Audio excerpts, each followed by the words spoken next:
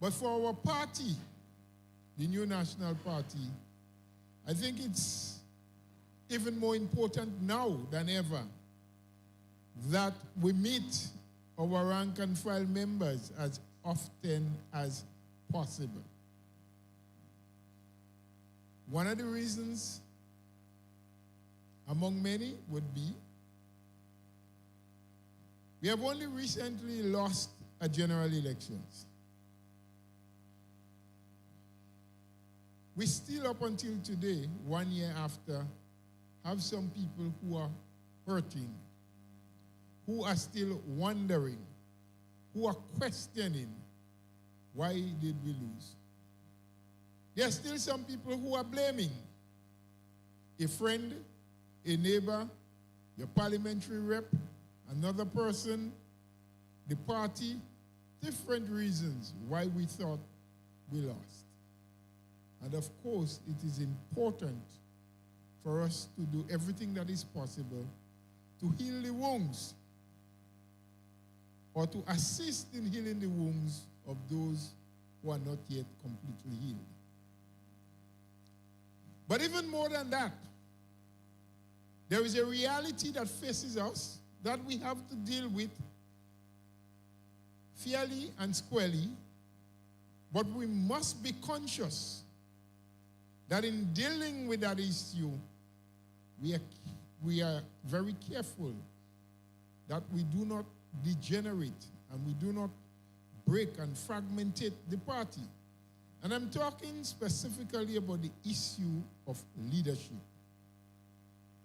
And I bring it up very early because there's something I need to explain to us as a people. And I try to do that, and I've been doing that in almost every meeting of that type that we have had thus far. We all can recall that the political leader of our party, Dr. Mitchell, indicated on more than one occasion during the last campaign that it was most likely his last campaign with us as political leader. And he went further to say at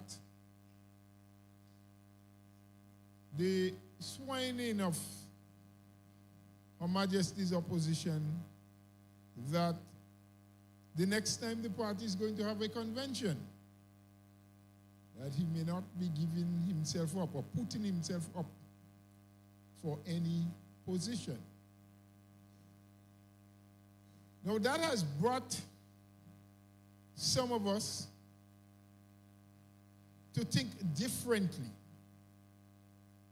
Because having made those announcements, maybe on the part of some people, and maybe we can't blame them, they may have gotten the impression that he was going to walk away the next day. He was going to pack his bags and sail away into the sunset.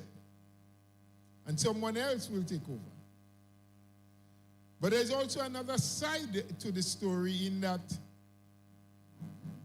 our dear brother and friend here have since announced that should that be the case, he would have an interest and he is going to offer himself. Hopefully that he will be successful so he can take the position of leadership. No, yes. I hear you. Yeah, wait. Don't give me claps yet because you mightn't like what I say after. Oh, for the boss. All right, okay, I understand. Now, the point I want to make and send very clear to all of us here this evening, like I've done throughout the island in the different constituencies, there's absolutely nothing wrong with anyone, be it Peter David, be it Roland Bowler, be it Emmeline Pierre, or any other person that is a bona fide member of the New National Party that thinks they meet the standard, that they have the ability and the skills, offer themselves up and say, I too would like to be the next political leader of the party. Nothing is wrong with that. Likewise, whoever holds the position at this time as political leader of the party, while they need to be very cognizant of the things that they do and say, do have a right as an individual to say, my person of choice is X, Y, or Z. They do have that right. And the point I am about to make is that there is a belief among some of us that in moving forward and having the transition, there must be a handover. That is possible. But of course, if we know the constitution of our party, we would understand that a handover is not an easy thing to do in selecting a leader. There must be a process. And the Constitution speaks of a convention. And in a convention, you would have delegates who would then have the responsibility to vote, to nominate, and to decide who they want to choose. So it's not just a handover. And then that brings the question, but Mr. Bola, why isn't there a convention? And I'm going to answer you. Because we're here to give information. The Honorable Peter David will speak, not necessarily about the things that I am speaking about. He would have to give an account to his constituents about his stewardship over the last year. He would have to give hope to you and tell you where we are moving and what next may be coming. But I have a responsibility as the General Secretary, because there's a belief among much people that Roland Bola is responsible for calling or not calling a convention, and that is absolutely not true. Roland Bola is not responsible for calling. Roland Bola is responsible as General Secretary to see that every constituency, including the constituency of the Tongue of St. George, is properly organized based on the Constitution, meaning that your structures are in place, your village groups are organized, and I'm calling clariantly on you tonight like I've always been calling on my dear brother here, and he will forgive me for putting him on the spot to say, get your groups organized. Polling division by polling division. Have your constituency branch meeting. It is then my responsibility to report to the National Executive that all 15 constituencies are now ready, or 14, or 12, whatever that amount be. They have had the PD groups organized. There's the women's group and the youth group and welfare and what have you, based on what the Constitution asks for. They have done the constituency branch meeting, and now I render them ready for what next? For the National Executive to determine the date for convention. Now, we want it because we want to go and vote. But remember, to go to a convention, you must have delegates. How do you select delegates? The Constitution of the party says that for every polling division that you have, you will select 2 individuals to represent that polling division. And then you will select 5 people to represent your constituency branch. The constituencies that have more polling divisions will have more delegates. The constituencies that have... Oh, I just paused to welcome Dr. Mitchell, our political leader. And normally we will stand and sing our party song. For those of you who know it, let us join in and sing. Oh, you can count on me, working for my party. Faithful I will be. I will fight with all my might, working for the NNP. One more time. Oh, you can count on me, working for my party. Faithful I will be. I will fight with all my might, working for the NNP. Thank you very much. Welcome, Dr. Mitchell, the political leader. Now let me hasten to complete what I was doing. Now, In order for you to have a proper convention, legal as the constitution of the party dictates that you should have it, we must have the structures in place. So it is incumbent on all of us as members of the party, in which our song just said that you can count on me to work for the party, to get involved, to make sure that the polling divisions are organized, to make sure that you can have your constituency branch meeting, to ensure that your constituency can be properly represented in a convention. So until and unless we have these structures, not just in the tongue of St. George, but in all 15 constituencies, including Carriacou and Petit Martinique, then it makes it difficult. It makes it difficult to do a proper convention. Now, why should we move on with the party's business? It is also because among those of you here, and I would like to see by the raise of hands, that believe that the NDC as a government will not make a full term. Let me see by the raise of the hands. Yeah. Thank you. Thank you. Well, some of us have wishes, some of us have belief. But if you so believe that the NDC is not going to make it through a full term, let me see the hands of those who are fully ready to go and vote.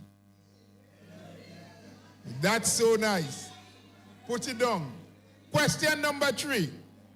Let me see the hand of those who have checked the voters list to ensure that their name still remains on the voters list.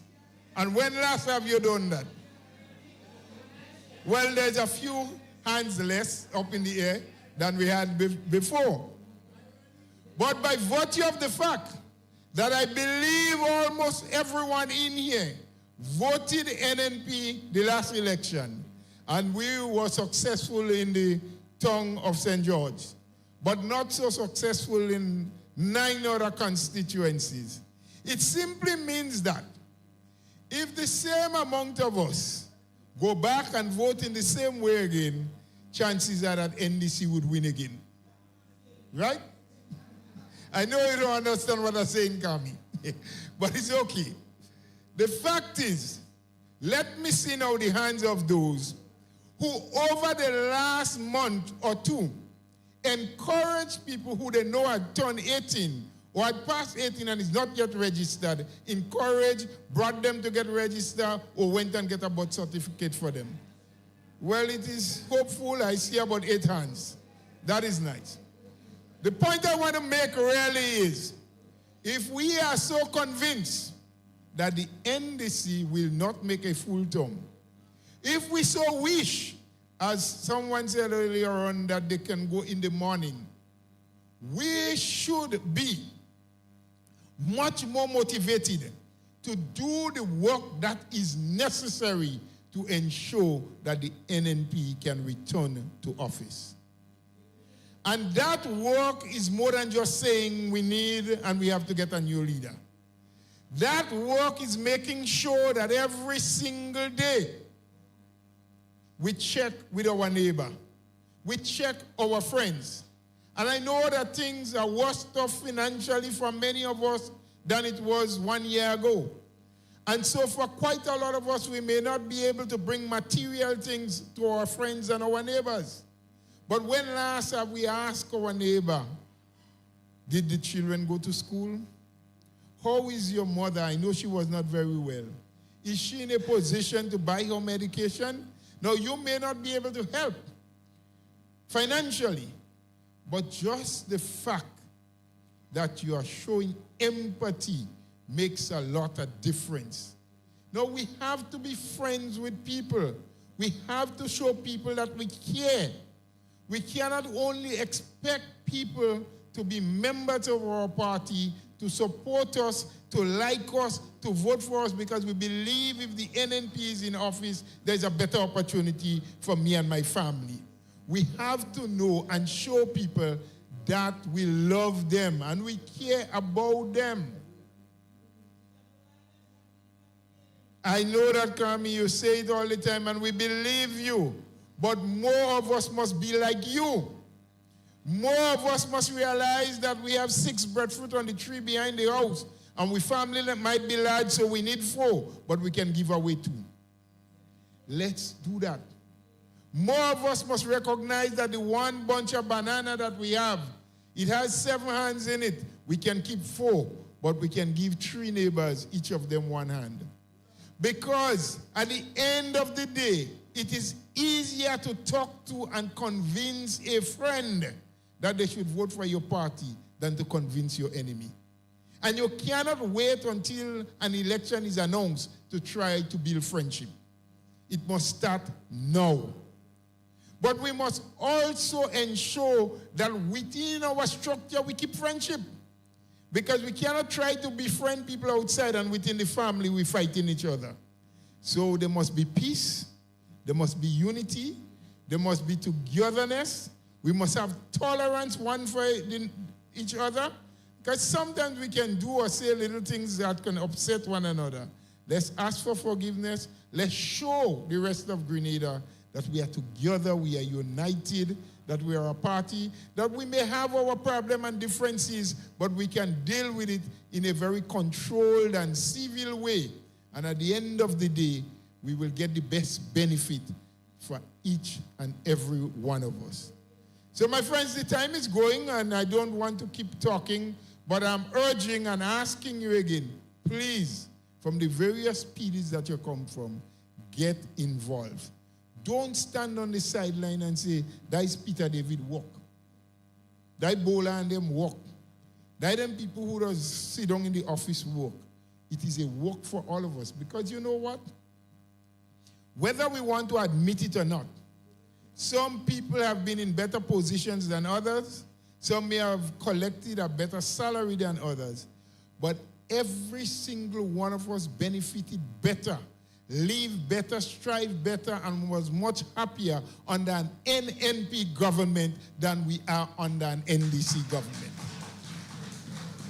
And to get back an NNP government, all of us must put our shoulders to the wheel and do the work that is necessary to return the new national party to office so that we, our family, and the future of our country can be in safer hands.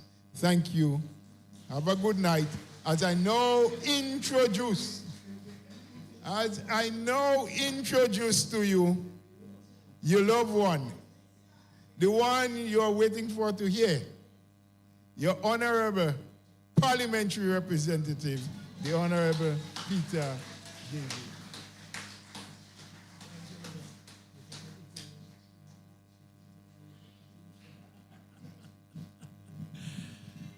Good evening, comrades. I wonder, our political leader, Dr. Mitchell. Dr. Mitchell, I think you should sit there because they want to see you more. A bar in here. You can see him better now? All right, cool. I just give him a seat just like that. I'll go up northwest.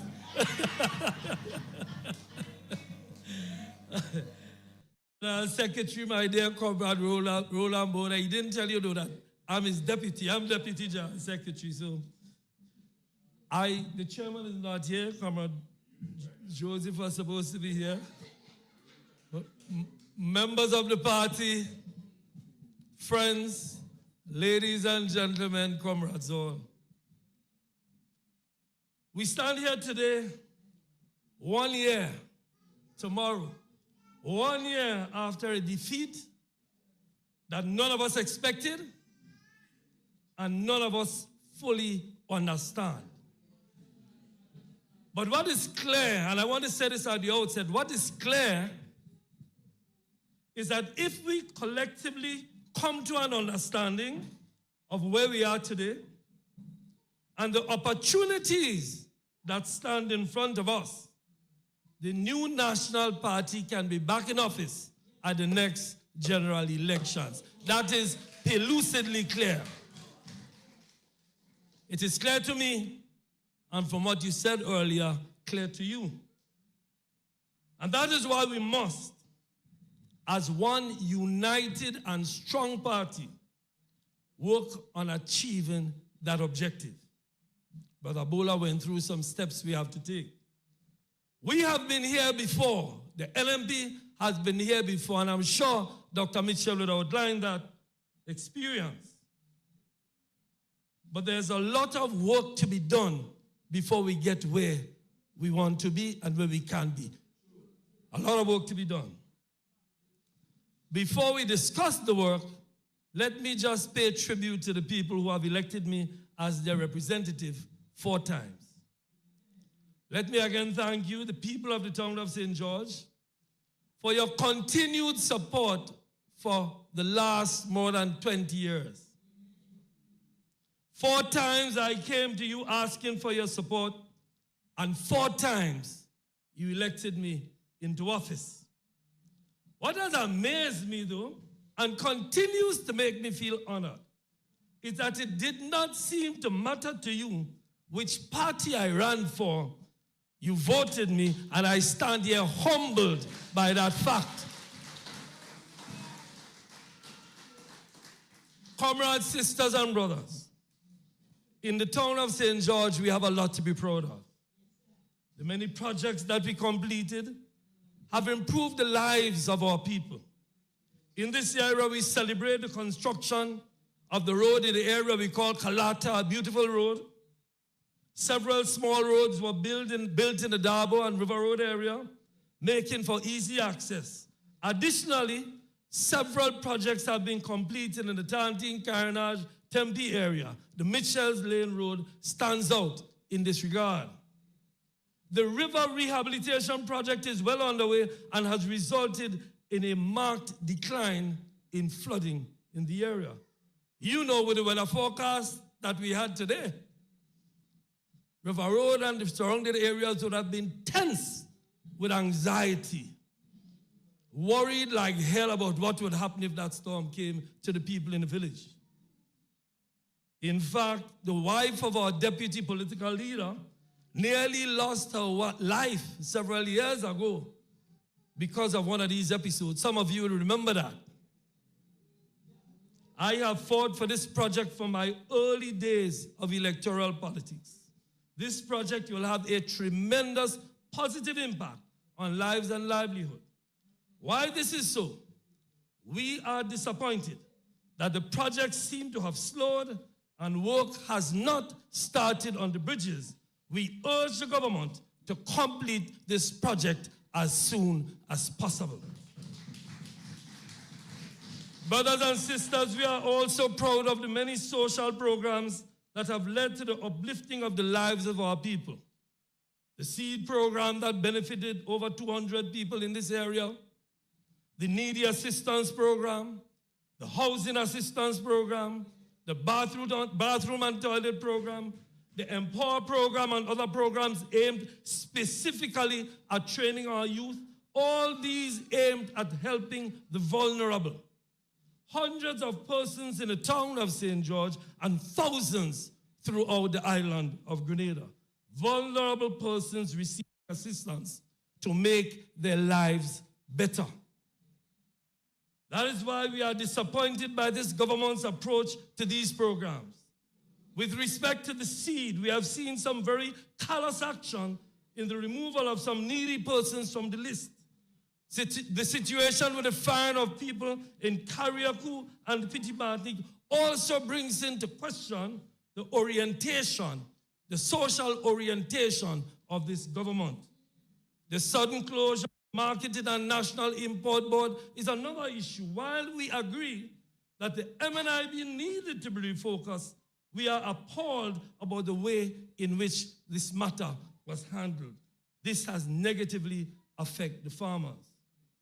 He has been doing an excellent job in articulating and leading the discussion on these issues throughout the country, so I'm sure our political leader tonight will be expanding the discussion of these matters and similar matters with respect to how the government has approached some of the programs that we had. I'm sure our brother political leader will expand on these. But brothers and sisters, despite all that we achieved, we lost the last election. And while some may continue to moan about this loss, after a year of discussion and assessment, we must begin to act. Enough moaning, enough discussions. Let us get to work, as our political general secretary indicated earlier. Defeats like what we experience throw up opportunities that we must embrace. It was clear that with all of the work that we did to improve the lives of our people, we did not sufficiently connect with the electorate. Complacency set in, and we took the people for granted. And we must all take responsibility for this. All of us, even those of us who won our constituencies, all of us must take responsibility for our defeat. We in the leadership of the party groups in the constituencies, the groups in the villages, must undertake a deep analysis of the reasons for the loss and make all the necessary adjustments to ensure we regain the confidence of our people.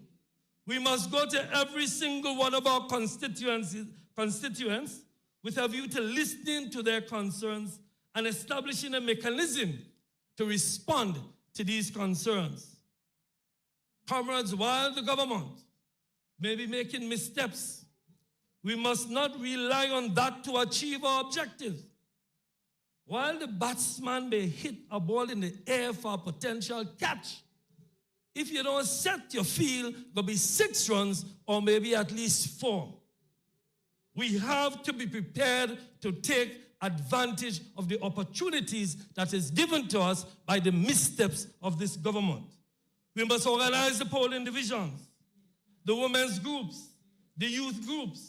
We must attract more talent into the party. Let us deepen our relationships with the labor movement and the business community. Let us go back to the people. Our overwhelming collective duty here in St. George's and indeed throughout the nation is to ensure that the new National Party is back in a position where it is ready to govern again. We owe it to the stalwarts of the party, to all the people who labor in the vineyard, and to the thousands of people who have kept the faith and who have made the NMP the largest political party in Grenada. We owe it to them. We must not be paralyzed by rumors and innuendo. We must never thirst for recrimination nor scoff at the appetite for reform. Comrades, I am confident in the future of the NNP. I believe in my soul that this party has the capacity not only to win the next general election, but also to articulate and implement a plan for the continued development of this country. We have done it before. We can do it again. But we must respond to the demands of the new generation of voters while we ensure that the experience of those who got us here is harnessed and fully utilized. The enthusiasm of the youth must be married to the experience of those who came before in the interest of the development of this country. Brothers and sisters, as we stand here tonight, I know we can do it. I know we can do it. I feel it in my soul, as I said. We have to find new ways and improve our capacity. We must find ways to help our people even when we do not hold the reins of power. My brother Bola was making that point, and I agree with him 100%. In fact, we in the town of St. George are well underway with our plan to open our resource center on the grounds of the old parliamentary office. We have already made arrangements to set up a food hamper and clothing distribution network. Our counseling program for young persons needed it. Our after-school program, This we are doing with the support of the community and the many business persons in the town of St. George. We have to include everyone. We must deepen our ties with our constituents. That is the lesson we learned from our last loss. Do not lose touch with your people. Being in government, you see, being in government for so long has caused some of us to feel like fish out of water, unable to address some of the burning needs of our people. And every day we are bombarded with persons who are feeling the pressure, but we are not used to being out of government, so it's like we don't know what to do. As your MP and your advocate, I stand here ready for the long haul, recommitting myself to service and to a vision in developing a progressive nation. We have brought you here tonight not just to give you assurances, but most importantly, to listen to you. And then not just to listen, but to hear and to act, ready to let your will be done. We will rebuild through respect and regard, through reform and through refreshing the vision. We build hope not by fanning the flames of division, but by lighting a fire for inclusion. And boldly I say tonight, I know we will succeed. Thank you, and may God bless you.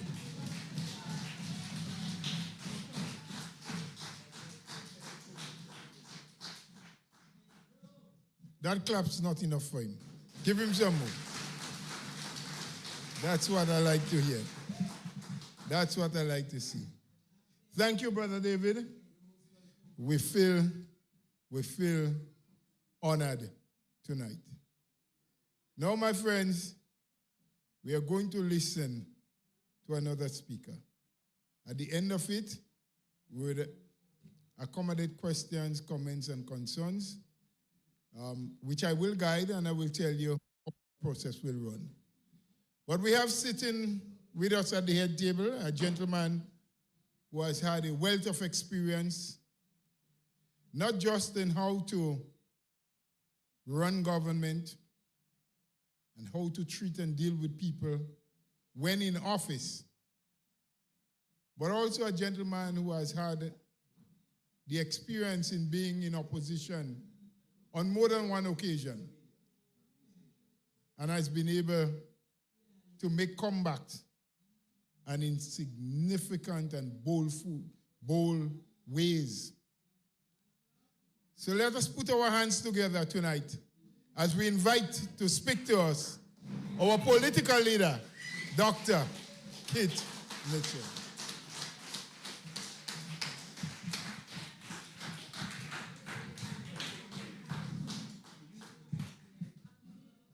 All right, thank you. Thank you, Brother Bola. Of course, our distinguished General Secretary, my brother Peter, your honorable parliamentary representative, and all my sisters and brothers of this special constituency of the town of St. George. We started this process of constituency meetings a few months ago. We started in a constituency called Northwest St. George's, the first one. And we ended it in the town of St. George. So I'm very happy to be here tonight. It's a bit late because I was in the south of St. George's with about 30-odd persons who came together to start to look at organization, the work of the party throughout the South. We had about 3 persons in every polling division and ready to work. And you could feel the temperature rising. You could really feel the temperature rising. But sisters and brothers, we'll not fool ourselves that this is trying times. Trying times. But it is said when the going gets rough, the tough gets going. And the NMP is indeed a tough act. The NMP is a tough act. The NMP has been through tough times. I always use the story of 1990. 1990. When we listened to the results of the election in 1990, you felt sorry for yourself. The numbers were like bingo. Polling division that where we brought electricity to people and believed that we could get votes. When you listen it, you felt sorry for yourself. But in that election, we lost. We had 1.5 seats we won. You all hear me talking about 1.5 seats. But certainly we won Northwest St. George's. And we won it by 70% of the votes in a time that the party split up several ways. But within 5 years, the NMP was back in office. Within 5 years. So we, in other words, I'm saying we were dung before, real dung. And we rose. You know how we rose? By not fighting each other. We rose by working together.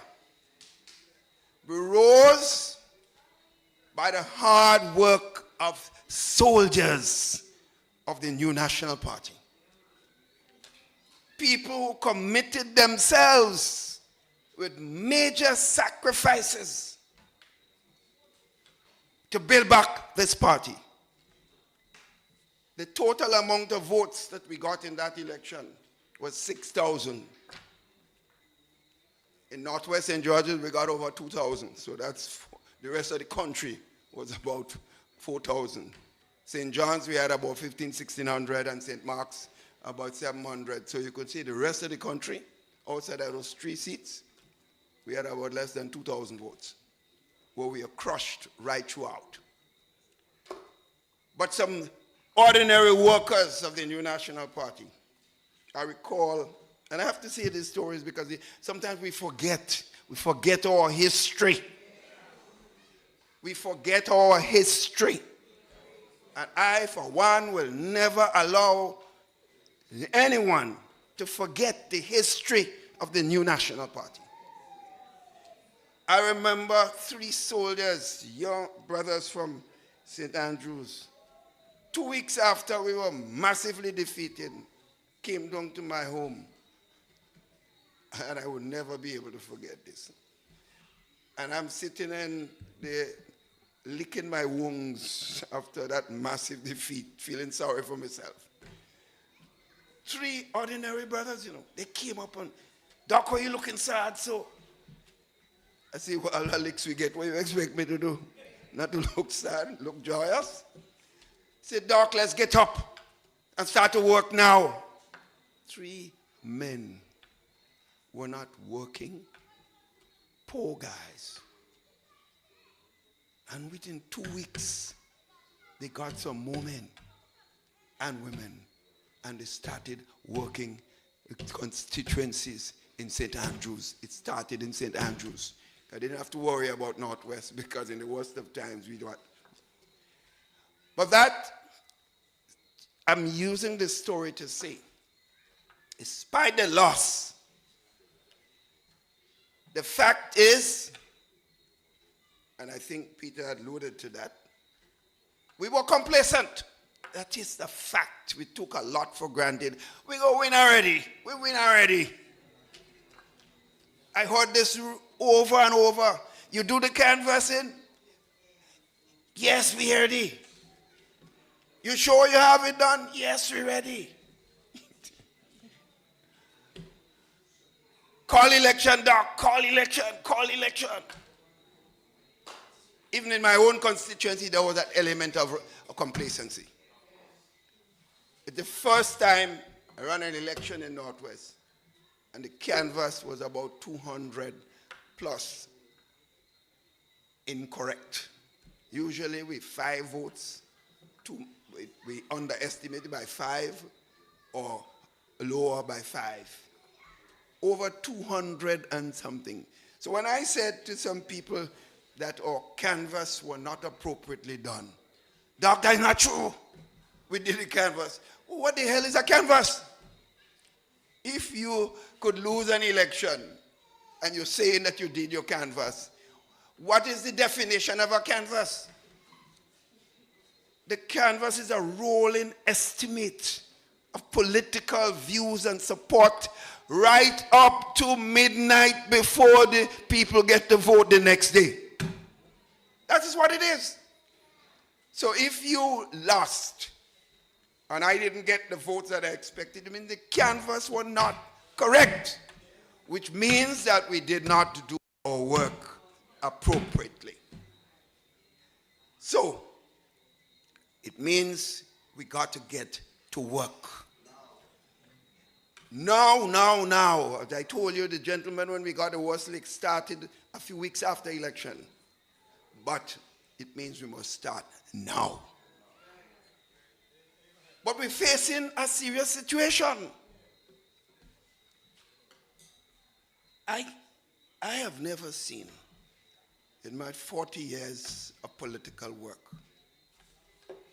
the level of vindictiveness, the level of hate, the level of spite being perpetuated on the people of the country, particularly the poor and vulnerable persons in our society. That is a fact. And some of us are not talking enough about it. People are suffering in this country because it seems that there is a plan to say people who are vulnerable must not survive. There is a plan that says that if you are associated with the NNP or anyone who is associated with NNP must not be working, must not survive, don't have a right to live. What these elements do not know, they are burying the political grave and preparing themselves for political oblivion by those actions.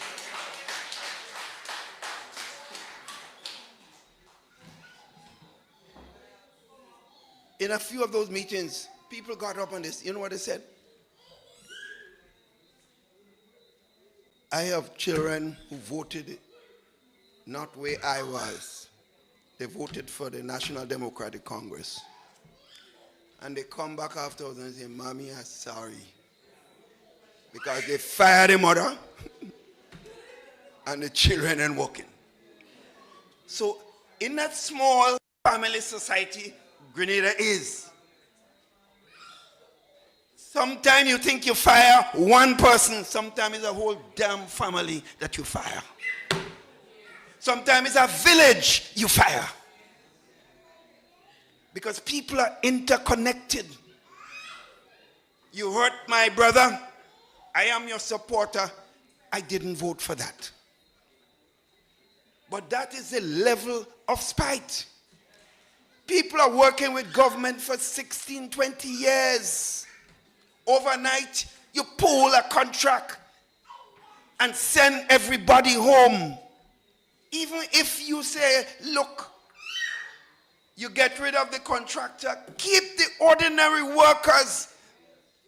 Even them, you send them home. They must not eat. What kind of government is this? What sort of society we're building of hate? Because don't think when you do this to an individual, he goes home and he just rests. He goes home with a feeling. There's a buildup of anger. don't play with this. Don't play with this. I've told people over and over, and you know this. I've been out of government a couple of times. I never had a problem walking the street. I never had a problem walking the street. People voted against me. They voted against the NNP.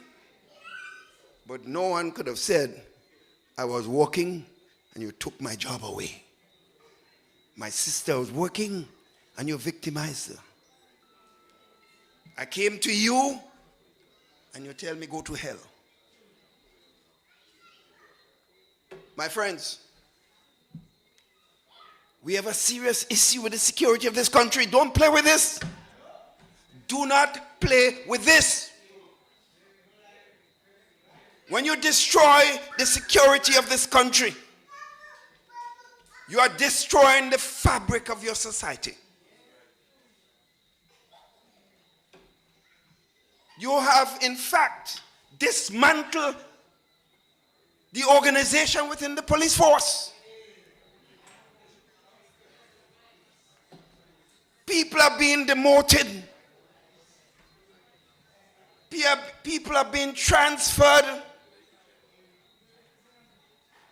People are being sent home on leave because they are perceived to be. Perceived, you know. Because one thing all of us must know. Never assume because a man says, you hear somebody say he didn't vote for you, that he definitely didn't vote for you. You don't know. In many cases, you do not know. As someone been in politics for years, I can tell you of a few instances where in my own constituency, a couple of friends of mine, they definitely voting for me. If you ask them anything, they swear on the Bible. So the day of election, I going up to the polling station, you know, if you understand the politics and people. And I meet a certain brother in a certain year of voting. When I see the man turn his face, he couldn't face me. I would have been absolutely certain the brother would have voted for me. He didn't vote for me. But the point I'm making is, you cannot assume, no matter all the talk, that someone is certainly has voted against you. And therefore you turn around and victimize them because of that perception. So your security is in trouble. You realize that you have twice the amount of murders in this country in 6 months than you had in a whole year last year.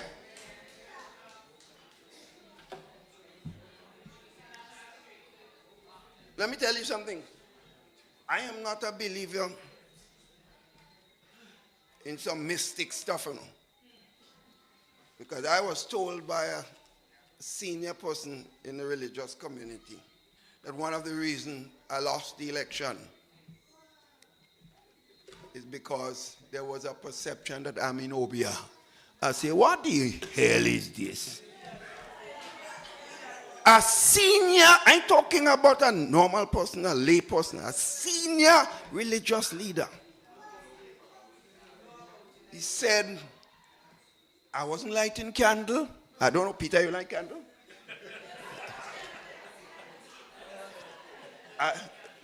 Pamela, you light candle? You. I was in Obia. So, you know what I tell him? I tell the individual, I can't even spell the word. But let me say this to you.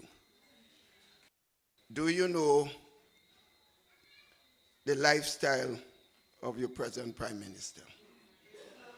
He said, you don't know. I say, what is true, you don't know it. But what is not true, you know it. Take that one. I ain't say nothing, you know. I ain't call nobody name. I ain't say nothing. I say I ain't afraid to talk, you know. I ain't free to talk. Friends, they have dismantled the FIU. This was one of the leading FIU in the entire Caribbean because I have still my contact regionally among leaders of the region. They have destroyed the FIU with some of the best officers that have been solving crimes in this country. If you check the attitude of policemen, generally speaking, they are walking around literally not doing much because they are demoralized. And it has happened within the public service of this country. We have to talk about those things because it affects you. People have been sent home from jobs. They have appointed a public service commission with political hacks. The first time we have seen a public service commission. I'm afraid to talk, you know. Who don't want to talk? Let them not talk. But I can talk. These are issues that affect the country as a whole. People are calling in public servants and asking them all kinds of questions. Literally telling them that if they don't obey what the minister tells them to do, they will face a certain punishment. Worse than this, we have spent millions of dollars for public service reform. Money is given by the British Development Division and USAID, millions, to ensure that the system of management of the public service is done in a holistic and scientific manner, so that persons who are doing their job well will be promoted based on that performance, not on their loyalty to a politician. The monies were spent for this. In my period of service as Prime Minister, I cannot tell you that I could swear that I know. In fact, if anything, I would probably swear the opposite. That the persons who were cabinet secretary in my time were people who voted for me. But I tell you something, there were one serious criteria. They were performers. They were patriots. They may have voted against the NNP, but I always say, it is better you put someone in a position that didn't give you a vote. But they have done their work so well, they will get you a lot of votes. Then you put somebody just because they vote for you, and you would lose a lot of votes. I'm just using that broad terminology. So system of promotion in the public service was done in a particular manner. Today, not so, like the police force.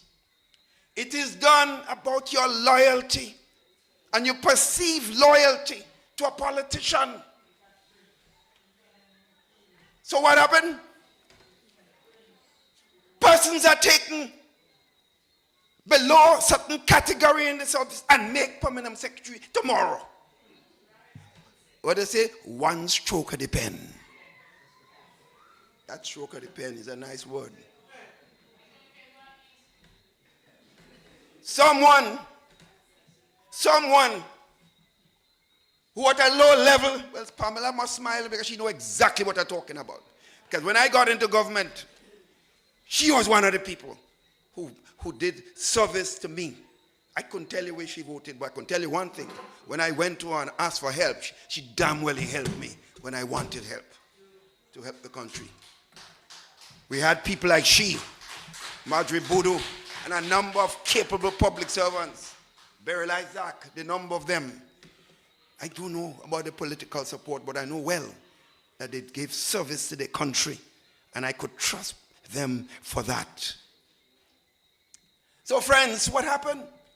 They take someone below a certain level in the public service, and I could say more about that individual, but I won't do it here. And promoted that person one step at one day, made him a permanent secretary, passing over all the other capable public servants in the public service. And within months, they made that person cabinet secretary. Sister brothers, take that, put it in your pipe and smoke it. Tell me something. If I am in a job,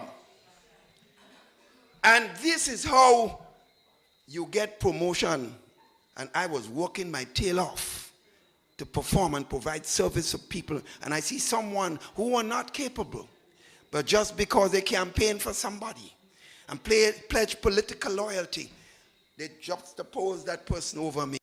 I ain't doing one shit again. That would be how a normal person will think. Is that what we want? In the end, sisters and brothers, it will affect the service that you receive. Why you think a lot of people today, weeks pass, they can't get paid? Well, they say they made the treasury fat. Treasury was what? Pregnant. Mama, you know about pregnancy. I don't know about that. They say treasury was pregnant. Now I hear they say they have money. And NMP waste the money. Well, how could waste the money and the treasury fat? The treasury pregnant? Serious contradiction. So my friends, so I know. The point here is we have to understand there are a lot of issues facing this country that we are not speaking about and we are not bringing to the floor. And those issues are crucial issues that will determine, because I will tell you this. Pedro just talked about the work in this River Road area. Where the money gone? Why was this project stopped? Well,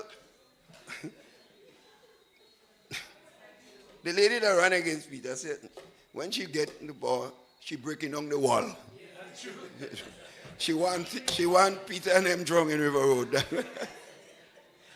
That's the kind of stupidity, the kind of hate politics, the ignorance that people display when they are supposed to be looking for a position in government. My friends, I am linking this thing to what is happening in our country. This is why so many of the projects have been stopped. The project up in look, you don't know what's going on in Mali, you know. You don't know what's going on.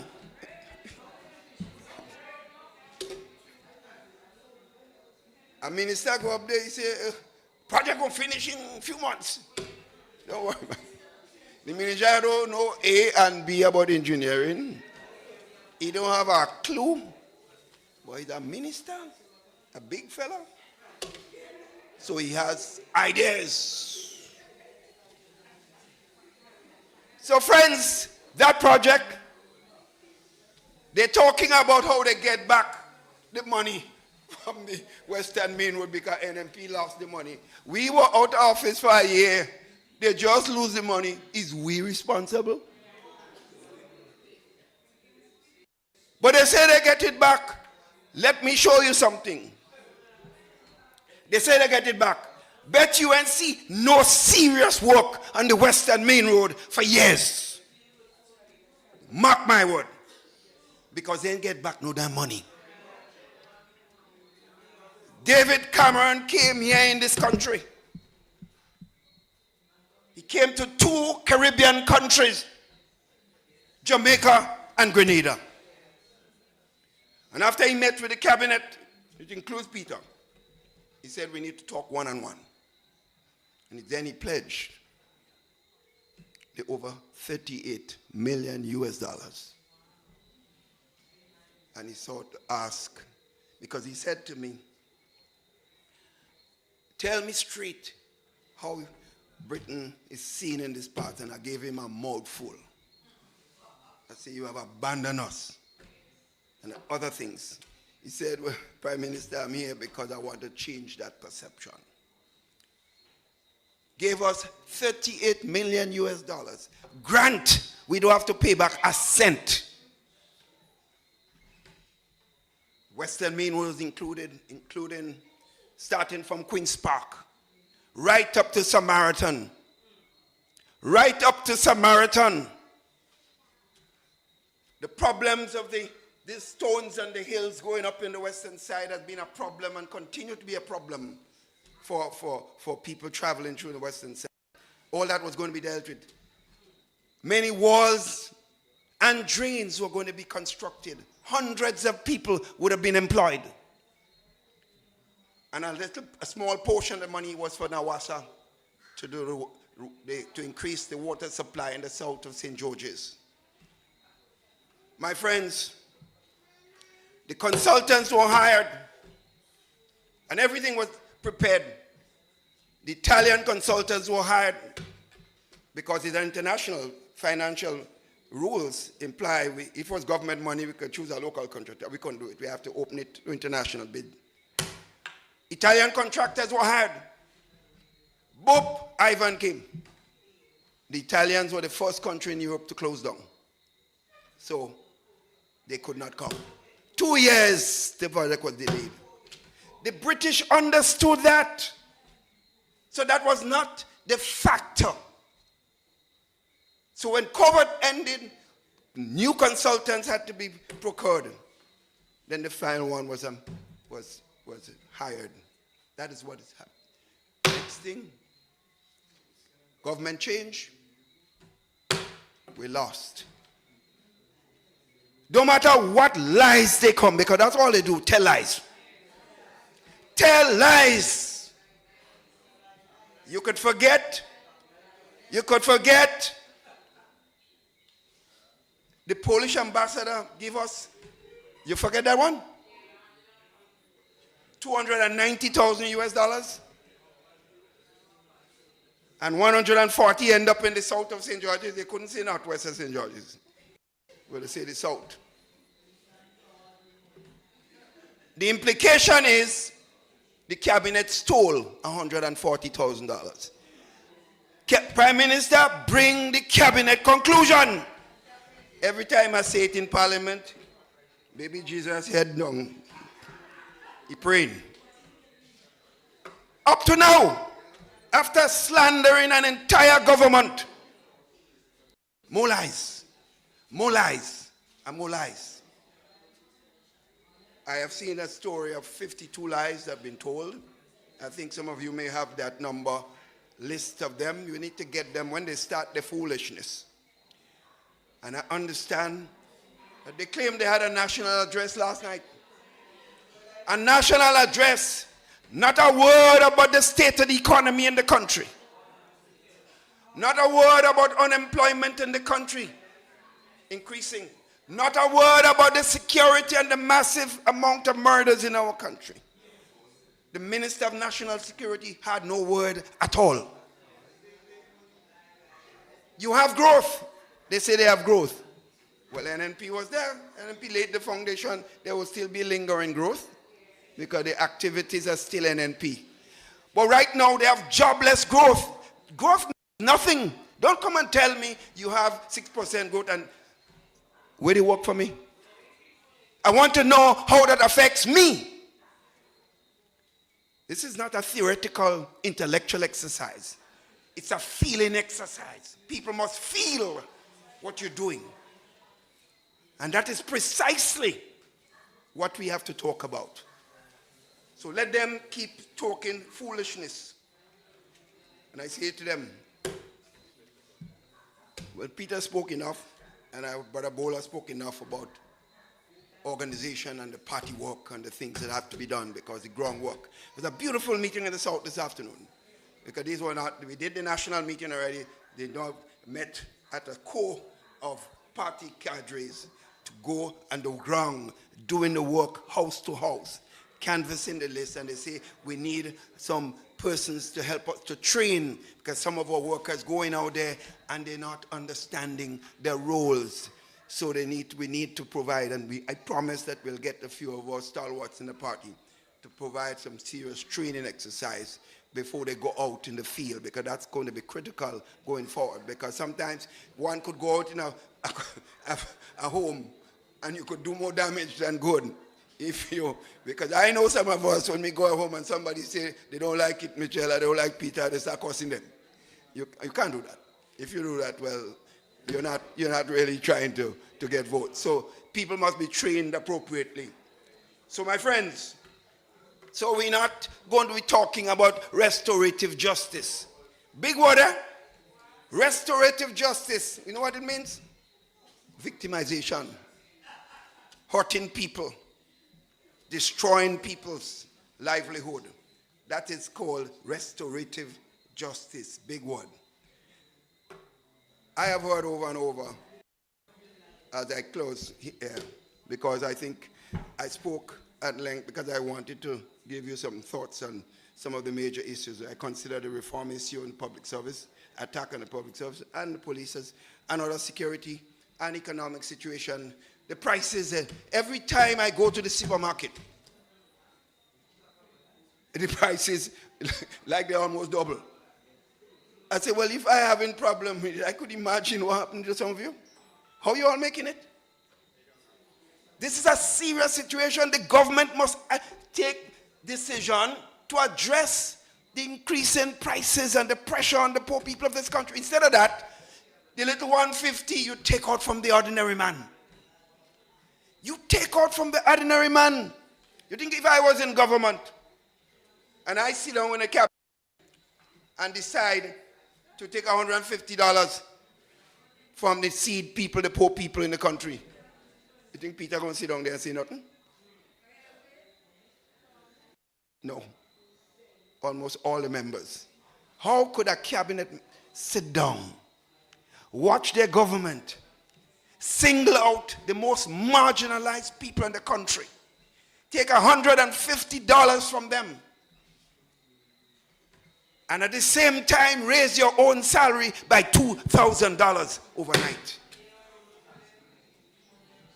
You telling me that's a government? There's a government for the people, by the people? If that is what government is, I want out. I don't want no part. So friends, and then they claim they have the what? They have the intellectuals, the bright people. Well, I ask you, if they say they have the intellectuals, I ask you, because they are the bright people, NNP is Don's party, I ask you to take a look at the leaders of the National Democratic Congress and take a look at the leaders of the New National Party and tell me who bright and who don't. I just ask you because that's one thing I don't do. I don't compare my academic potential and other things that I've done in my life. I don't hear Peter talking about it.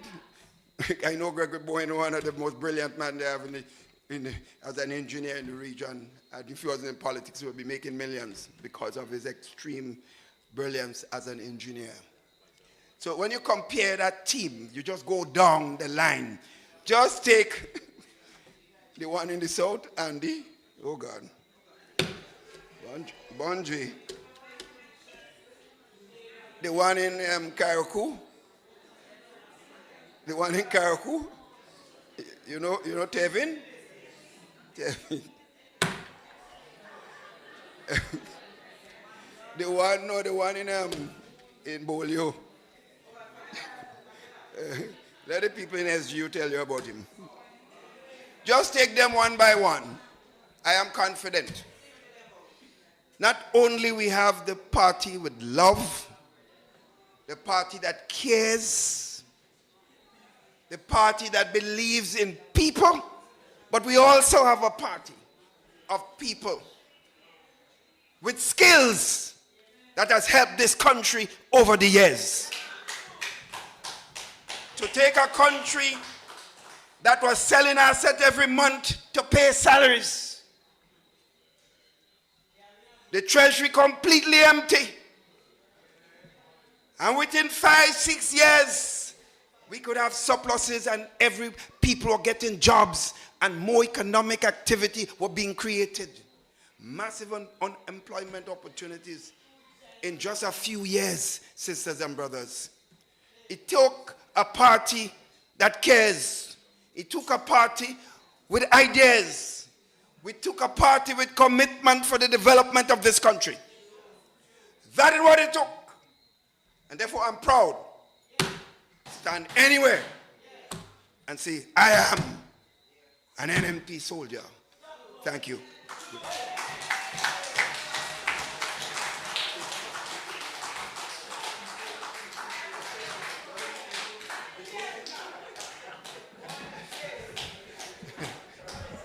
That was our political leader giving you a taste, and that's just a taste. There's so much more that will come. And you would all tune in to your various radio stations.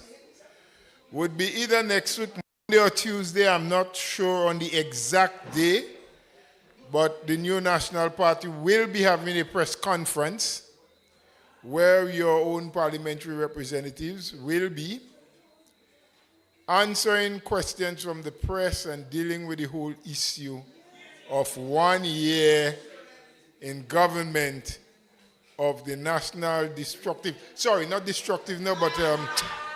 National Democratic Congress, yes? So you would be listening. We would give you the information. Now we are to the point where we must listen to you. Now we have a philosophy within the new National Party. It's not all just governance by the people who you have elected, but it's governance with the people who have been doing the electing. Because you sometimes have ideas. There are things you may want to say, and this is one of the channels through which you can say that. But let me just set a couple of ground rules. Because we have a certain time, and I must let you know that we had to seek permission not just from the Ministry of Education to utilize the school, but also from the Royal Grenada Police Force to be here and to use amplified system. Now the letter, which I have a copy on my phone, would not allow us to go beyond 9 o'clock. Nope. We were given the time from 6:30 to 8:30, but we sometimes push it a little half an hour more. Yeah? Anyway, the long and short is that your questions, we want to keep them short and straight to the point. But if you had intention to ask a question, and someone before you had already asked that question, there would be no need, in my opinion, for you to repeat and just keep repeating the same thing over and over. So let us listen to each other. Let's stay quiet. There is supposed to be a second microphone. Who is the technical person tonight that I had to verify when I came in? Does anyone know? Is there a microphone on the floor for the...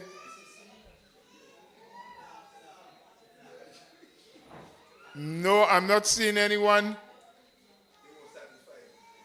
Okay. No, there's a question.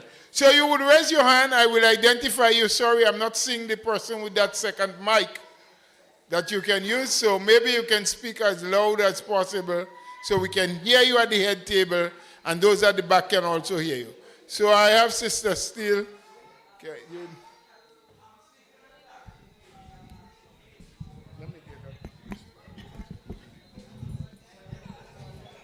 I'm seeking a clarification on something, so the legal man at the table may be able to say something.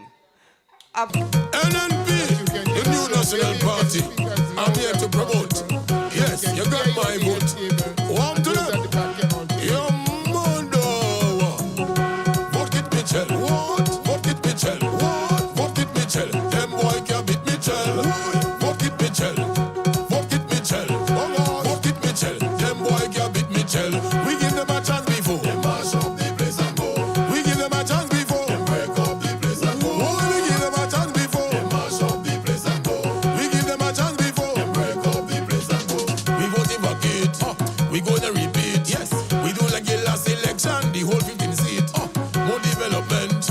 More empowerment. We never keep moving forward with this government. What? People telling me they find the whole country need a change. But if something working good, then why you want to change? The last time you went for change, I know all you get are us. But I never did want no change. I always wanted dollars. One to them. Vote it Mitchell. Vote it Mitchell. What? Vote it Mitchell. Them boy can beat Mitchell. Vote it Mitchell. Vote it Mitchell. Vote it Mitchell. Them boy can beat Mitchell. We give them a chance before. They mash up the place and go. We give them a chance before. They break up the place and go. We give them a chance before. They mash up the place and go. We give them a chance before. They break up the place and go. People telling me, what? Vote for NDC. I tell them that Dickon Mitchell is just a rookie. He young and he smart. He nice and he cool. But he have to gain experience if he want to rule. If NDC serious and they really want to win. First of all, you know they really have to strengthen the team. True. If NDC want your vote, tell them to leave you alone. Cause the first thing they have to do is to take care of their own. Of course. Vote it Mitchell. Vote it Mitchell. Vote it Mitchell. Them boy can beat Mitchell. Vote it Mitchell. Vote it Mitchell. Vote it Mitchell. Them boy can beat Mitchell. We give them a chance before. They mash up the place and go. We give them a chance before. They break up the place and go. We give them a chance before. They mash up the place and go. We give them a chance before. They break up the place and go. Vote it Mitchell. Vote it Mitchell. Vote it Mitchell. Them boy can beat Mitchell. Vote it Mitchell. Vote it Mitchell. Vote it Mitchell. Them boy can beat Mitchell. Vote it Mitchell. Vote it Mitchell.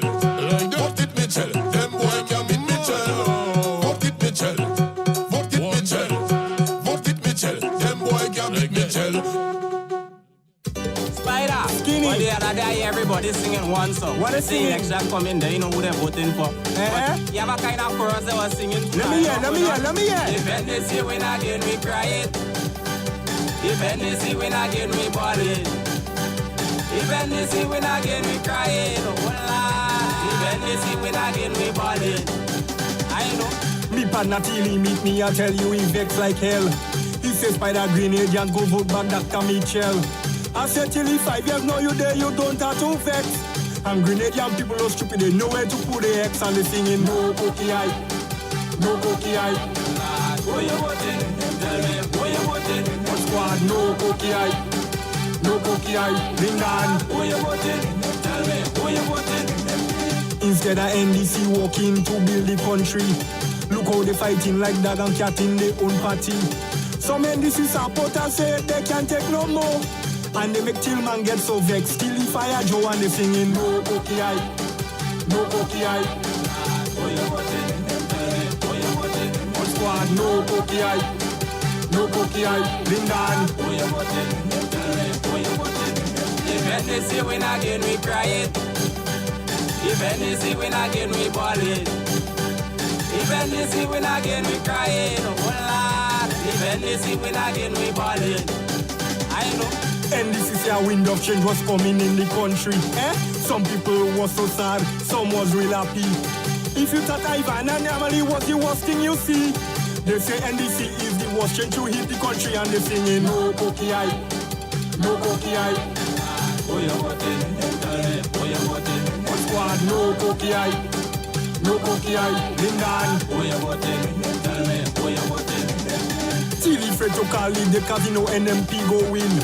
5 years now they in power and they don't do nothing. Joe don't get ball out already, Uncle Bossing go win. Man, we fed up. Let the chorus come in. No cookie eye. No cookie eye. Who who you voting? Tell me who you voting? What squad? No cookie eye. No cookie eye. Lingan. Who you voting? Tell me who you voting? Where the NNB passing there? Also when them there. When the St. George's, St. David, St. Patrick's, St. Andrew, St. John, St. Max, Tarek, beat him at Nick to Green Lader. I see some people they mocking Jonah God messenger. Claiming they go throw him overboard in the seawater. So foolish people, I beg you, please think it over. Cause Father God have a way of striking the blasphemer. Some people could read, but I don't feel they could understand. According to the Bible, Jonah was a blessed man. So that simply means some fellas leading the people wrong.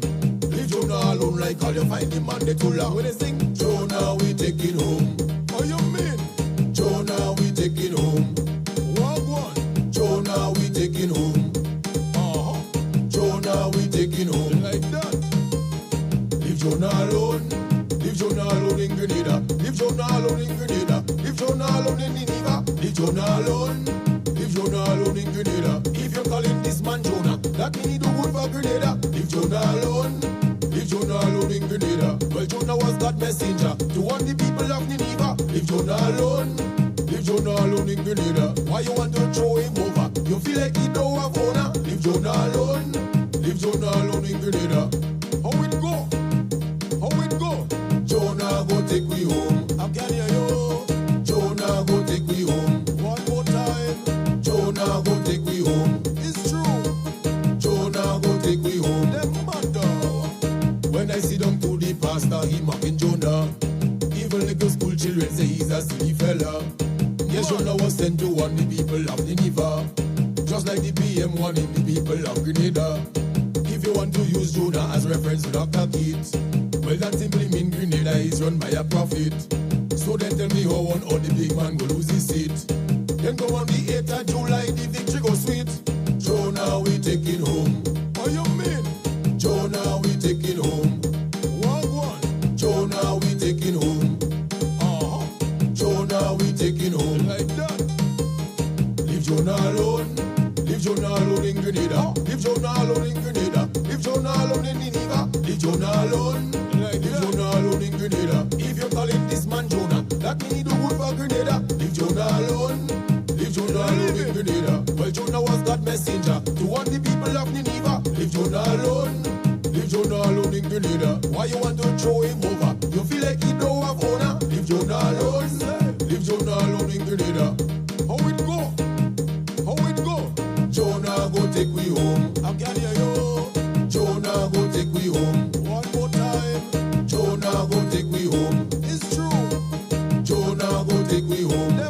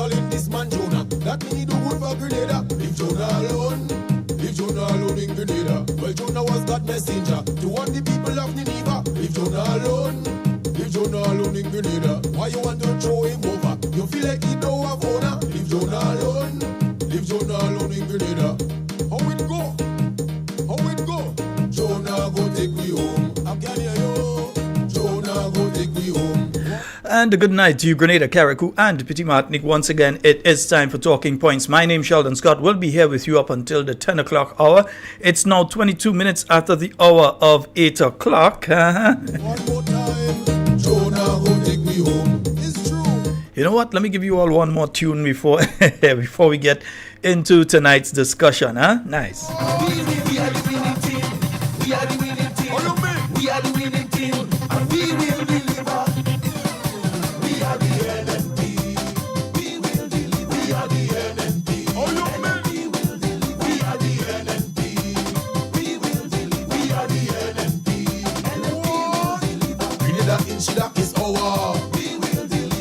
Poverty rising by the hour. You don't see everybody sour. That is why we bringing back Jonah. How you mean? We will deliver. Everybody. We will deliver. We will deliver. You don't know. People wanted change, so we give them change. Now it's big horrors, they wanted dollars. Unemployment high, no people but slow. For this country growth, and the sea must go. How you We are mean? the NNP. We will deliver. We are the NNP. NNP will Everybody. NNP. We will deliver. We are the NNP. NNP will deliver. Grenada in Shida is our. We will deliver. Poverty rising by the hour. NNP will deliver. You don't see everybody sour. What's your face? That is why we bringing back Jonah. Every We will time. deliver. Smile again. We will deliver. We will Smile deliver. again. We will deliver. 4 years no investment, can't see no betterment. Only promising, but nothing happening. Well, how me country run is of great concern. Grenada fall down, so let Jonah return. We are the NNP. We will deliver. We are the NNP. NNP will deliver. We are the NNP. How you mean? We will deliver. We are the NNP. NNP will deliver. We will Want to see? Poverty rising by the hour. You don't see everybody sour. What's this? That is why we bringing back Jonah. We will deliver. We will deliver. We will deliver. We will deliver. Nolan made Emily and Bola. Larry's Modest, Boston and Delma. Who again? Who again? Nimrod, Clement and Oliver. Who again? Clifton, Bowen, Alexandra. 15? Nicky still W, me brother. I said 15. And bring back that as me prime minister. Yo, yo. We are the NNP. We will deliver. We are the NNP. How you mean? We will deliver. We are the NNP. We will deliver. We are the Yes, indeed, folks. NNP will deliver. Grenada in Shida is our. Man, so much to talk about. I don't know which one to start on. Eh? You don't see everybody sour. We will deliver. That is why we bringing back Jonah. We will deliver. We will deliver. We will. One of my friends is asking me, they said, well, politics all over tonight. NDC one way, NNP next way, all kind of thing. They wonder where GULP have their live on tonight.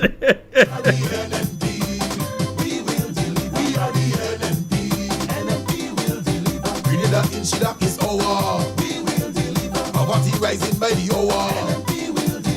You don't see everybody sour. Well, we could tell you with the GULP too, you know, yeah, because all the GULPites come home to the new national party, you know, we could remind them, you know.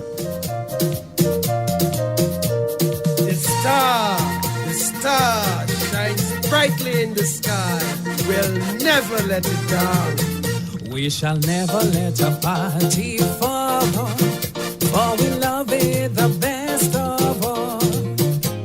We don't have to fight to show our might, 'cause when we start, we will fight, fight, fight. With peace and love, you'll hear us sing. God save our party, God save it, please. At the ending of the day, victory for all.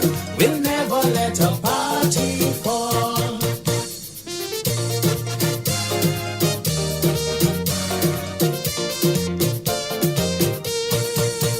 We shall never let Grenada fall, for we love it the best of all. We don't want to fight to show our might, 'cause when we start, we will fight, fight, fight. With peace and love, you'll hear us sing. God save Grenada, God save it, please. At the ending of the day, victory for all. We'll never let Grenada. Yeah, and somebody they're asking for one more. Listen, all is all nearly half past already. They're still asking for one more tune. All right, okay, one more. For there is a wind of change, it blowing through the Spice Island.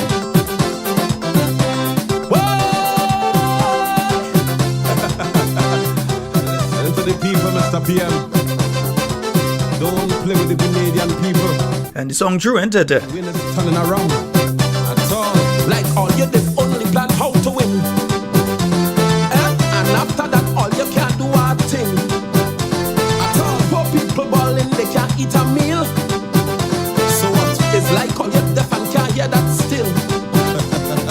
Still waiting for one project to take off. Like it's done in as them how them could start. But prepare yourself and ban your belly. Cause the wind turn run heading back for we. So I said the wind of change, it blowing in the next direction. Man, the wind of change, it blowing back where he came from. Yeah, the people out on the street, we want kids, we want kids. Man, they say they're tired, they can't take it. We want kids, we want kids. Man, the country balling it's sick. We want kids, we want kids. So they need a doctor to come fix it. We want kids, we want kids. Yeah, the young men out on the block. Man, they say they're tired of the old talk. Listen to them, every day is blah, blah, blah, blah. That alone, and they can't see action to back it up. Oh, Lord. Woo! I say be careful, the wind turning around. Be careful. Okay, folks, it's 8:30 right now, so let's get started.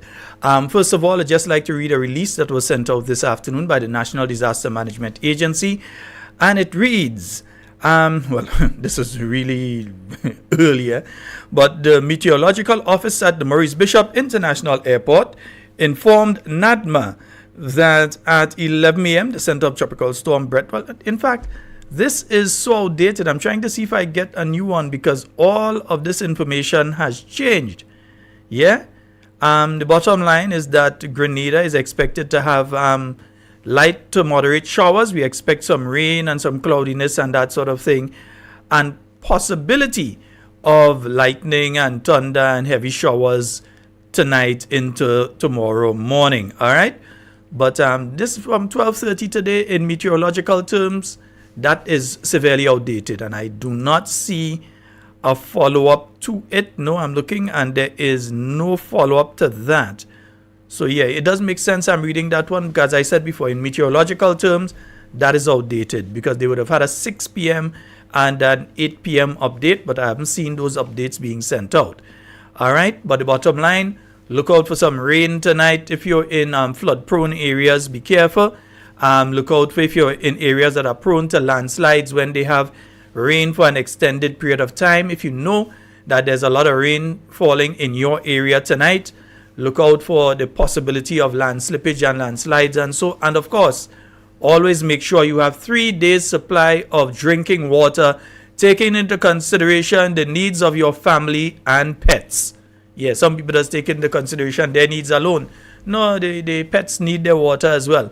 So taking into your entire family's need considerations. All right, nice. So we have to ensure that you have your 3 days supply of water, because some people say, well, we get all this rain and then there's no water. NOASA cut the water. No, it's not necessarily that NOASA has cut the water.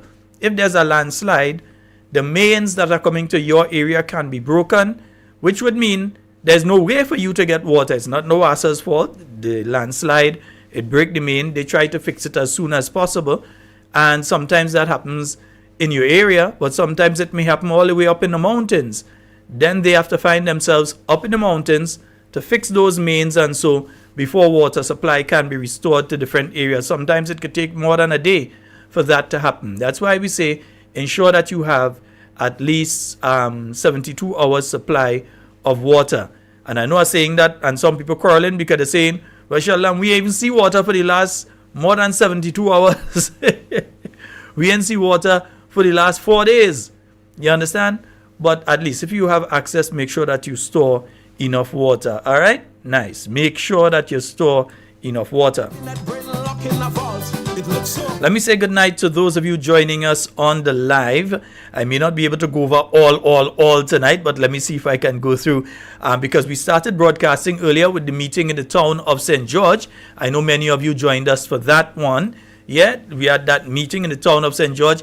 I had some issues in getting in today, so I was unable to follow the meeting in the way that I ought to have followed it to have a conversation with you on it right now. In fact, you all got to call and tell me how the meeting went, because I was unable to follow the meeting this evening. Yeah, I had some challenges getting to studio tonight, right?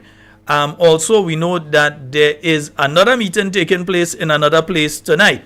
Yeah, But I couldn't say that I ain't going and do program tonight because you're no talking points people that want to make sure that this program is taking place. Yeah? But I could tell you that what I picked up before I left home, and so I was following what was going on at that particular meeting. And what I could tell you, a lot of arrogance and ignorance. That's how I would describe it. When I listen to the government town hall, there's a lot of arrogance and ignorance. In other words, they don't know, and they don't know that they don't know, and they're being very arrogant, giving the impression that they know when they don't know. Yeah? So there's a lot of arrogance in their ignorance. And it's a bad thing. Because when you are arrogant in your ignorance, it means that you are not trying to learn because you believe you know already. You are not listening to what is being said to you by people who may know better. And even if you think you know everything, you always have to listen. Sometimes I think I know something, and somebody who has been involved in whatever I'm doing less time than me would give a suggestion, and that suggestion would be perfect for what I'm trying to do. So sometimes even though I think I know, I still listen. And the reason that you do that is because what you think you know and what you really know could be two different things. So it's always important to listen. So I try to listen as much as possible. So when I listen to the government and I hear the nonsense being spoken there, I listen to the interview with Kalisha Faria by the Honorable Prime Minister. I listened to that interview and I listened to him speaking different things. And I don't have the clips with me tonight. Believe me, by Monday we will have the clips and you will be able to hear for yourselves. You don't have to, again, I do not like you to take my word for it. I always like you to hear and see for yourselves. So I will make sure that we have the clips and we could go into a more extensive discussion on that on Monday. But for now, I can tell you that, folks, I listened to that interview last night. And I'm telling you, I think that the Prime Minister and reality are in two different realms. Those of you that like Marvel Comics and the Avengers and all this kind of thing, you know, they are the different quantum realms. I think like our Prime Minister has fallen into the quantum realm because he's not living in the reality of what is taking place in Grenada. He's not living in the reality of what is even taking place within the public service of Grenada.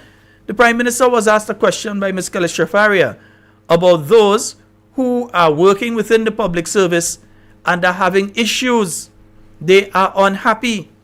They have spoken to the union representatives. They have spoken to different people because they are being pressured due to nothing else than the perception of them being supporters of the former administration. Yeah? The Prime Minister has individuals on radio on a daily basis calling for the heads of any and every single person who is a supporter or is a perceived supporter of the new National Party. If you simply got your job during the period 2013, well, let's say 1995 to 2008, or 2013 to 2022, if you only got your job during that period, as far as these individuals are concerned, you should be fired. And you hear them saying it. This is not something that I'm just saying. This is something that they have been saying openly. Get rid of all them NNP. You see, they have this pseudo journalist, George Worm. Yes, a pseudo journalist that they have out there. And in and between, every now and then, you have the editorial saying, get rid, we'll take the calls in a little while, get rid of all those NNP within the government structure, as though NNP people not paying tax, as though New National Party supporters don't carry a national ID in the form of a voter's card or an NIS card, as though they don't shop in the supermarkets, they don't take the buses, they don't contribute to the businesses here. There are over 30,000 that voted in the last election. Yeah? And they contribute to the Grenadian economy. They are part of the Grenadian economy. They are Grenadians. The neighbor Shrinkberry here too. But they are being told by certain surrogates of the NDC. And when the Prime Minister finds himself to go and sit down with such disgusting individuals, he has lent legitimacy to everything that they have been saying.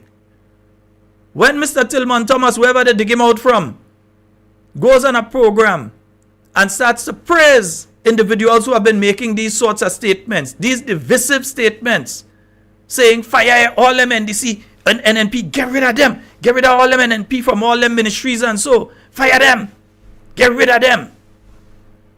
And you have others who shall remain nameless. Who shall remain nameless? Who have been saying all of the nastiest things about supporters of the New National Party and the leadership of the New National Party. Being encouraged by Deacon Mitchell as Prime Minister. Being encouraged with his tacit support. So when the Prime Minister sits down and he's asked, well, how come some public servants feel threatened? And he says, no, that is not true. Public servants happy. All public servants happy. And then launches into a quote-unquote broadside where he tries to usurp the authority and he tries to usurp all the work that the Public Workers Union has done over the last few years. I listened to the Prime Minister, and that is classic union-busting tactics. When the Prime Minister could bold-faced lie to you, the Grenadian people, to make a statement like he was the first person that speak about regularization of workers. Brothers and sisters, I may like or don't like her, but Miss Rachel Roberts was speaking about regularization of workers many years now. Miss Daisy Hazard. Yes, Daisy Hazard. During the time of the New National Party. Yeah? It was a constant that she spoke about the regularization of workers. The necessity for pension. Yeah? She spoke of the situation with nurses and other categories of workers and the need to regularize them. I didn't agree necessarily with the formula in which they were looking to do it, but you have to give Jacket and Jane Shiblaus, because Miss Daisy Hazard used to speak constantly about the regularization of workers and pension and other worker-related issues. When the Prime Minister tries to give the impression that Mr. Brian Grimes, who is now the president of the Public Workers Union, was not speaking on these issues before he became the president of the Public Workers Union, when he was the public relation officer. So it used to be Daisy one side, he next side, speaking on this issue. And now you have two of them swap and they're doing the same thing still. And the Prime Minister tries to destroy the union because, I'll tell you, the plot is they don't want to have to deal with no union. If Tahu want to sit down there and allow it to happen to them, and GUT and all of them, because GUT, they ain't even discussing with all you that they're going to put all the students university, just send all the students up to the secondary school. They don't want to discuss that with you. And they said that they've discussed that issue with all the important stakeholders. It means in the minds of the government, you are not an important stakeholder, because they have said they discussed that issue with all the important stakeholders. So in their minds, you're not important. Yeah? So this is how they are thinking. Destroy the unions so that there is no buffer. There is no buffer between anything that they decide to do to the workers of this country, be you within the private or public sector. They have decided that they are going to destroy the unions. And if the unions leadership don't realize that, if you, Mr. Brian Grimes, Miss Daisy Hazard, Senator Andre Lewis, Judas Jude, you know his proper name, Jude Bartholomew, if you all sit down there and don't realize that this government is trying to destroy unions in this country, then all you're blind and all you're deaf too. Because that performance by the Prime Minister last night, when it came to the discussion in relation to workers, when he tries to take all the credit in relation to the work that was done at the government printry, when we all know that the Public Workers Union was protesting and making an issue in relation to the situation with the workers at the government printry under the NNP, and then came and they did it under the NDC, and yes, the problem was fixed once and for all. There was a fix of it during the period of the NNP. It was not up to the standard that it ought to have been. They started having a problem again, right? And then it was fixed again now, and so far, so good. Yeah? But don't try to give the impression The Prime Minister gives the impression that he was the one that just come in and just pay pension. Of course, you come in and you just pay pension because everything was in place to pay the pension. You just happened to be sitting in the seat to pay it. You had nothing to do with the pension. Nothing. That was the work of workers over the years. You know, many years workers have challenged the fact that the pension was removed during the period of the revolution. It was the New National Party government that decided to work towards a resolution of this issue and paid millions of dollars back in about 2017 to several categories of workers, and then started work along with the unions and so towards a resolution of the issue on a whole. So all this Prime Minister had to come in and do was actually pay, because the money was there, the lists of the people to be paid, everything was there. There was just some administrative work to complete in relation to the issue. That was completed and he paid. So he come in now like if he was the one, pensions would have never paid in Grenada if he was never around. What do you know about that? What does he know about that? And we have a caller here who's quite persistent. Let's see what they have to say. Hello, good night. Hello, good night. Hi, good night, caller. You're alive. Go right ahead. We try to do community service Sunday. I'm barely hearing you, I don't know why. We try to do community service among Gozo Sunday. Community service in Mount Gozo on Sunday, yeah. Yeah, because I said I'm by the bush get really big and all bush and go by the road and that will create accident. I refrain from accident. That we best to do a community service Sunday.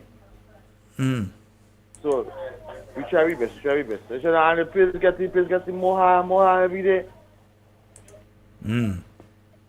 Actually, we have it tough. We try our best. All right, my brother. People that come Mongols complaining, they say they use their bush program. They didn't see the bush program again. So the minister finance do something about that, man. If it is listening. So pass on the message to somebody who is listening. The country gets more worse every day. Yes, Sheldon Scott, that will cut us here. Okay, my brother. Okay. All right. Yeah, folks, and let me just say this, because I'm just seeing a comment there, and I'll speak to the person in relation to that comment on a one-on-one basis. But I need to let you all know, be very careful with the comments that you are making under the live. While it may seem okay, while you may become emotional, be careful with some of the comments, because some of the comments can be taken in a very, very literal sense. Yeah? Under no circumstances must we be seen or associated with calling for any type of violence. In fact, the New National Party only today issued a release. And let me see if I can find that release. It should be here. Yeah, only today issued a release. Right? And I'm going to go into the release. I found it, but I'll go into it in a short while. But I just want to say clearly, right, that we cannot. I know we just get hot sometimes and we get emotional and we get in the thing and we get, yes, and then we start, no. You see that violence thing? No. Grenada went down that road once before. That road ain't a good road. Right now, we have to block that road. Right now, you have to forget that road exists. Right? Grenada went down that road before and many Grenadians paid a price. What we ought to be doing is organizing as a political organization. Organizing. Getting ourselves ready that if this government finally comes to the realization that they can't make it and they call an election, that we are ready and we don't get caught with our boots off and we're not ready. We ought to be ready. So if we consider ourselves as supporters of the New National Party, and even if we are not supporters of the New National Party, but you want to see Grenada in safe hands, move forward in the proper manner, then we ought to ensure that we are registered and ready at all times. Registered and ready. And for those who would like to contact your constituency representatives and your constituency leads and get involved in the organization at the constituency level, at the polling division level, at the village level. Ensure that you are part of the process. Ensure that you are part of the victory to come. Don't just let the victory happen without you, Be part of that victory to come. Because bet your bottom dollar, tomorrow is not that the NDC has made 1 year. Let me tell you, brothers and sisters, tomorrow is that the NDC has 1 year less. One gone. We don't know if they're going to make 4 more, but we are pretty sure that 1 gone already. We ain't had to spend 5 years under them, At the most, we might have to spend 4. Because 1 year, 365 days, as of tomorrow, is gone. Yeah, we ain't see the 500 houses the promise in the first year or anything like that. But it gone. Yeah? So let us ensure that we do the work. You see, I like to be very, very, very, very careful in relation to certain things. And I saw a comment there a while ago. And as I said, I'm going to contact the person directly. Yeah? Because they might know who I'm speaking to. They're going to know themselves. And if they're smart, they're going to delete it. Because I will delete it. Yeah? So please, we're not encouraging distancing myself, this program, and the New National Party from those kind of statements. All right? You see, this finger, it's not to pull triggers. Yeah? It's to help me mark the X in that box and mark it properly, and then to dip in the ink to make sure that by that method, I will put an end to the NDC administration and no other. All right? Nice. I just wanted to make that clear. And while I say that, let me just do a little house cleaning.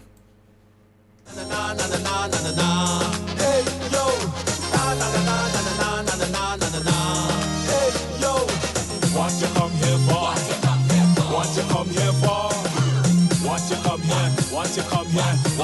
here for?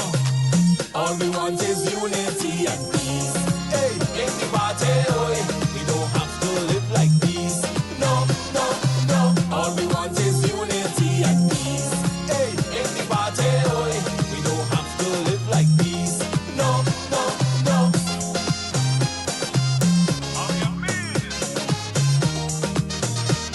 That's right.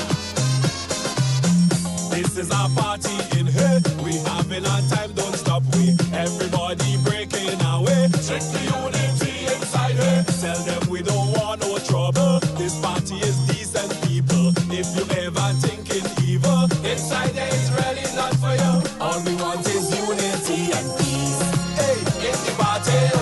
And folks, we're going to open the phone lines 440-7377. That's the number for you to call and get onto the inside. That's 440-7377. You can call and get on to the inside of tonight's program. Nice? Yeah. That's right. You dress and you ready to party. Look, you have a knife from your belly. Rude boy that is plain enough to see. You come here to kill somebody. It's time that you stop that nonsense. We come here to enjoy ourselves. Leave hatred right there on top the shelf. This party is no violence. So as I said, sometimes we get emotional and we may say things, but we have to be careful. And always remember to try to protect the program. Nice? Right. Good. 440-7377. That's the number for you to call and get on to the inside. Roseanne, good night to you, Nisi. Hope everything is all okay with you and the young ones. All right, 440-7377 and 347-329-3101. You know, for some reason, Nimrod Olivier, I wish I could have been saying tonight that, hey, we have activity Sunday, because people asking, people want to know what activities we have coming up and thing. Yeah, they say the hearing activity might be coming on the West Coast, so they want to be part of that. All right. But again, folks, back on what I was speaking about earlier, some of the things I was speaking about earlier. I was saying that what I saw tonight was a display of arrogance in ignorance. Yeah? A lot of arrogance When you could have Ron Redhead, and we'll be coming to Ron in a while, when you have Ron Redhead coming up there and talking about only 400 people in all the time they check, only 400 people. Ron Redhead, you lie. You lie, you lie, you lie, and you lie. About only 400 people have ever found permanent jobs under the Imani program. You see, the problem is this, There are many of you who have found permanent jobs through the Imani program over the years. And you would not even admit that you were once a Imani. You see, and I often said it before the last election and over the years. We, on a psychological level, have allowed the word Imani to become a bad word.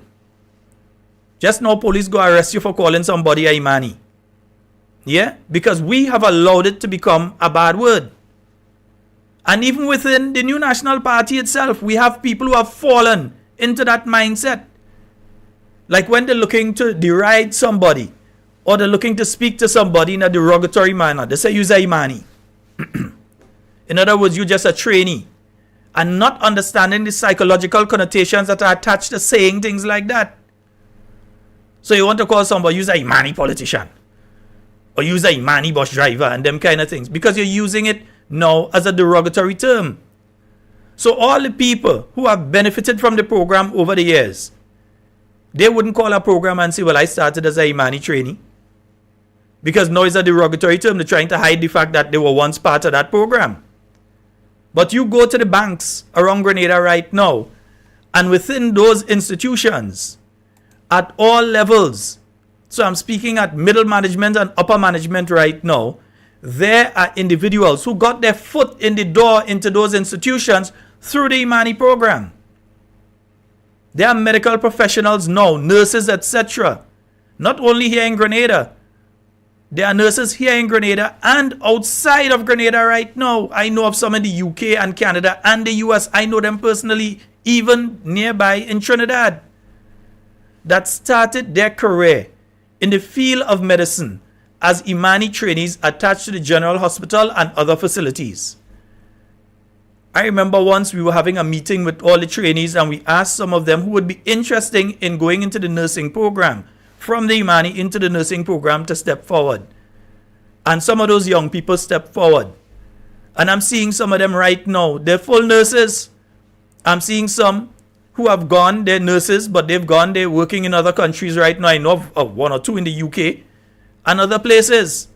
So to come and lie, Minister Redhead, just because you're trying to make yourself look good and you're trying to make the new National Party look bad.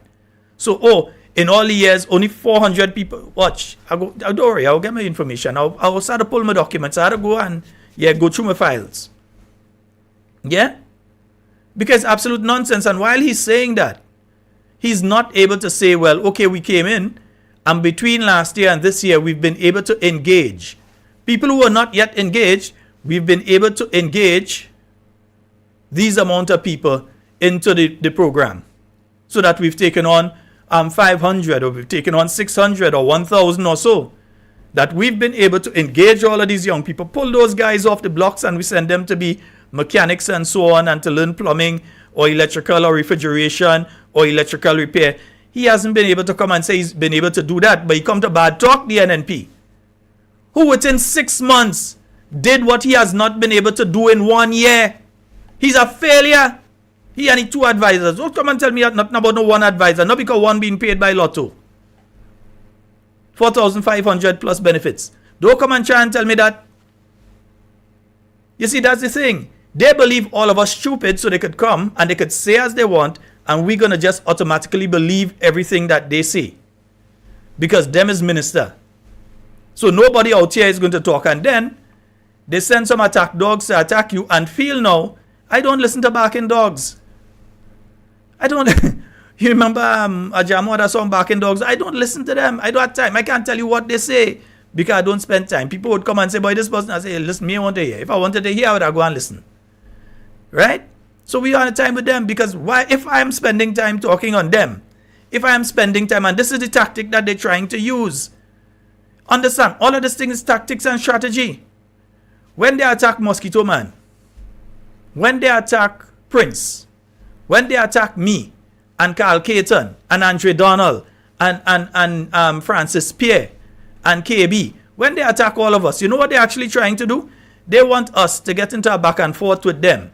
When we are digging up information on them to go and quarrel and tell people them wicked and them bad and all kind of thing, when we focus in on them, we're not speaking about the fact that that wicked and abusive government achievement for the first year has been to make people who are already poor, poorer, while their friends getting security contracts, looking for street cleaning contracts, and still have contracts with government as advisors. Yeah? While the Prime Minister and all of them afraid to ask him that question about the CBI company that he has. None of those media people, none. They're asking about CBI and then they're running from it because they are no belly and they are no guts. No belly and no guts. So they're running from it. All of them afraid to ask him about CBI. What happened? If this is a free country and all of us should be free to speak and all of us supposed to be so safe now because we have a government in place that allows freedom of speech, why all the media people are afraid to ask him that question? And why, when the opportunity should be afforded for media to ask those questions, all of a sudden is a case, we have to keep it short today because we have to run one question, and if we will make another wrong, if we have exhausted all the questions, that sort of thing. And then, we're sticking to this specific topic today, and Prime Minister has a meeting immediately after, because they're coward.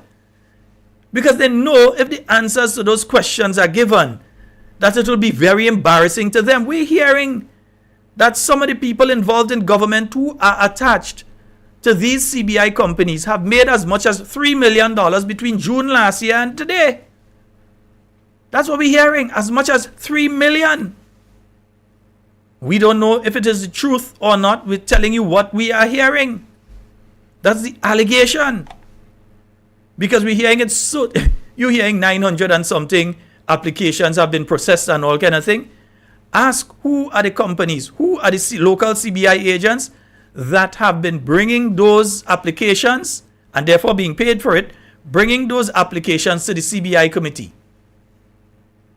And if the name Mitchells and Partners is at the top of that, tell me if you don't believe that is corruption. If the company that's attached to Ms. Andrea St. Bernard or the one that's attached to Mr. Dennis Cornwall are in the top 3, tell me if you don't believe that that is corruption. Yeah?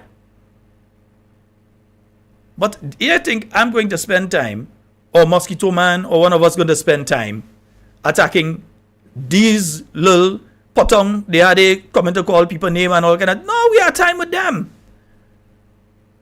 You are going to the hospitals and you can't get medication. You can't even get blood tests now that they're giving you until you go in the private sector to have your CBC and so done. They're sending you to the private sector to get your blood test done. And the people who, if it was the new National Party was in office, would have been standing up in the gap to the hospital with placards, instead of speaking on those issues, have decided that the best way to approach it is to attack the messengers. You afraid them? Boss, listen now, let's explain something to them. Between 2008 and 2013, NDC had 11 seats. 11. NNP had 4. NDC had 11. I didn't afraid them then. We didn't afraid them then. You expect me to afraid them now? Yeah? We're still, as far as I'm concerned, only a 9? Yes, as far as I'm concerned, it's still 9 alone they have. Yeah? You expect me to afraid them now? We have the government openly trying to destroy the union. And the thing is, all those unions always believe it was the new National Party trying to destroy the union. But look who's trying to destroy them now. Look who's trying to take credit for all the work that those unions have done over the years and all the issues that those unions have raised. Yeah? I used to see the local live and them kind of thing. Used to see them on the local to the point and this program and that program and so on, speaking on issues, and every now and again you see a little protest here or there and you see them on the news talking about these issues. And that was long before Deacon Mitchell decided he wanted to become involved in politics. All that time he was still working against workers on behalf of big business in Grenada. Yeah? So all that time he was busy doing that. And these individuals were working on behalf of workers. Now he's trying to pass himself off as though he's the savior of Grenadian workers. Come on. Really and truly? Then he comes and he does the national address. You have a crime situation in your country. If we do not address, it is much lower than any other country in the Caribbean, as far as I know. But if we do not address, let me say it again, if we do not address the increase in crime in our country, especially in relation to violent crime, yeah, we know there has been one murder this week, with the possibility that it may be two. I ain't hear the autopsy come back yet. But we know that there has been one murder and the possibility that it might be two. Shooting incidents, at least I think 2 shooting incidents over the last 2 weeks. Yeah, stabbing, chopping, those sort of things. Now, we are not a violent country by nature. So it is always shocking, and I want those who are non-Grenadians and are listening to understand. It's not a case where you're coming Grenada and you're afraid to go here, afraid to go there. No. These are not things like that. These are people who seem to be frustrated or have prior issues and these things are happening. So Grenada is still the safest place in the Caribbean. I'm at pains to make sure that you understand that. Grenada is still the safest place in the Caribbean to visit. Yeah? You could come to Grenada and you know we're going to take care of you. You'll be okay. Grenada is the safest place to visit. It is the best place on earth. But we do have an increase in the amount of murders and crime.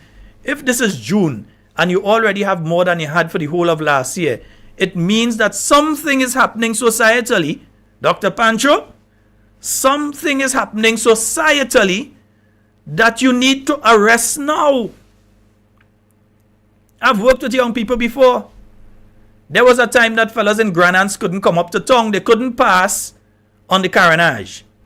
The guys and them used to tell you if they had to come to town and they have to pass on the Carenage and they take a bus, when they reach on the Carenage, they bowing down because they didn't want the other guys to see them. And the guys from Carenage couldn't go down in Granans. That was a few years ago. And then there are many of us that got involved and worked along with those young men to iron out those issues and to put a lot of them on the right path. But if you just ignore that there's that problem, you listen to the Prime Minister yap, arrogance and ignorance. For how many minutes? Nearly an hour? Last night, the Minister of National Security in a country with an increased murder rate, with increase in gun crimes, increase in gun fines, increase in violent crimes, yeah? An increase in all those things, and not a single word was mentioned, which brings me to the release from the New National Party. The New National Party expresses profound dismay and deep concern over Prime Minister Deacon Mitchell's recent national address, which failed to address, let me just get back there, critical issues that are currently plaguing our nation. Dr. Keith Mitchell, former Prime Minister, leader of His Majesty's opposition, and political leader of the New National Party, has expressed as well his disappointment with the Prime Minister's lack of focus on pressing matters, specifically the rising cost of living, job losses, and the alarming increase in crime rates. NNP believes that immediate attention and decisive action are necessary to tackle these issues that directly impact the well-being of our citizens. Grenada's murder rate has already surpassed 2022's figure. Yes, we've already surpassed the amount we had in 2022, with 6 months remaining in 2023. This concerning fact calls for immediate and proactive measures from the government. The NNP emphasizes that the safety and security of our citizens should be the highest priority, particularly considering that Prime Minister Deacon Mitchell also holds the national security portfolio. It is crucial to implement effective strategies to combat this distressing trend and restore peace and tranquility to our communities. Furthermore, skyrocketing food prices are causing significant hardships for the people of our nation. Families are struggling to make ends meet as the cost of essential goods continues to rise. Former Prime Minister Dr. Mitchell strongly believes that the government must take concrete steps to alleviate the impact of soaring food prices and ensure that our citizens have access to affordable, nutritious food. This issue requires immediate attention to relieve the burden on households already struggling to cope and promote the overall well-being of our population. While the Prime Minister's address was filled with pomp and extravagance, arrogance, it failed to provide answers to these troubling and pressing issues, especially when our health facilities are lacking essential and critical medications. The NNP reiterates our commitment to the well-being and prosperity of our nation. We call upon Prime Minister Deacon Mitchell and his government to prioritize the critical concerns of high cost of living, escalating crime rates, lack of basic health services and unemployment. NNP extends our full cooperation and support to find effective and sustainable solutions that will alleviate the burdens faced by our citizens and foster a safer and more prosperous society for all. National address. What you say about crime and working along with the Royal Grenada Police Force?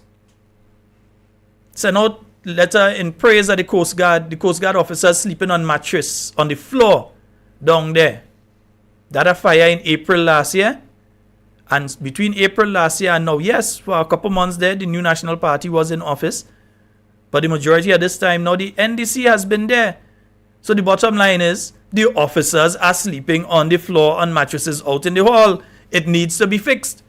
You're praising them for the wonderful work they did when they went out there and they got the two people with the plane that crashed and so on. They were able to rescue the two people and so on. Everybody's high in praise and so on. Yes, we high in praise of them. Praise them by getting a dormitory done for them. Even if you have to speak to one of the international agencies or a military from another country or whatever, the United States military, the British military, whoever, as a gift to us for our 50th anniversary to come and assist the Coast Guard in upgrading their facilities, do that. But you see, that's how people who are not ignorant and arrogant would think.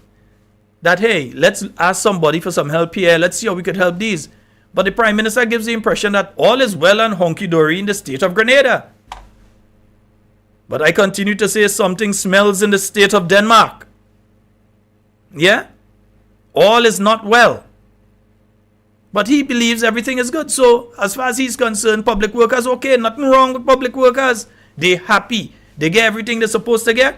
And according to him, he's sort of alluding to the fact that, hey, the Public Workers Union leadership wicked because they wouldn't accept what has been put on the table for them right now. Yeah? That's the kind of attitude, again. It's arrogance and ignorance. They don't know that they don't know, and they're being arrogant in not knowing.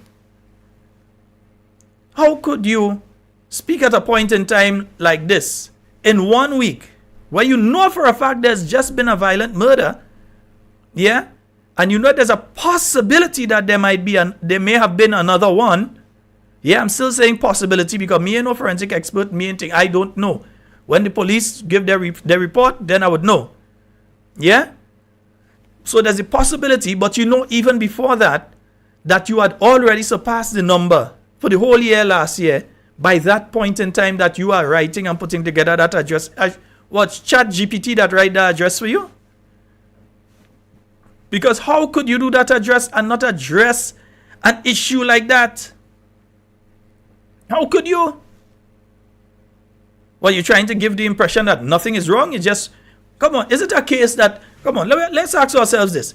Is it a case that the Prime Minister really doesn't know, that nobody ain't telling him? Then he had to be wrong. Because he's supposed to try to find out what's really going on out there.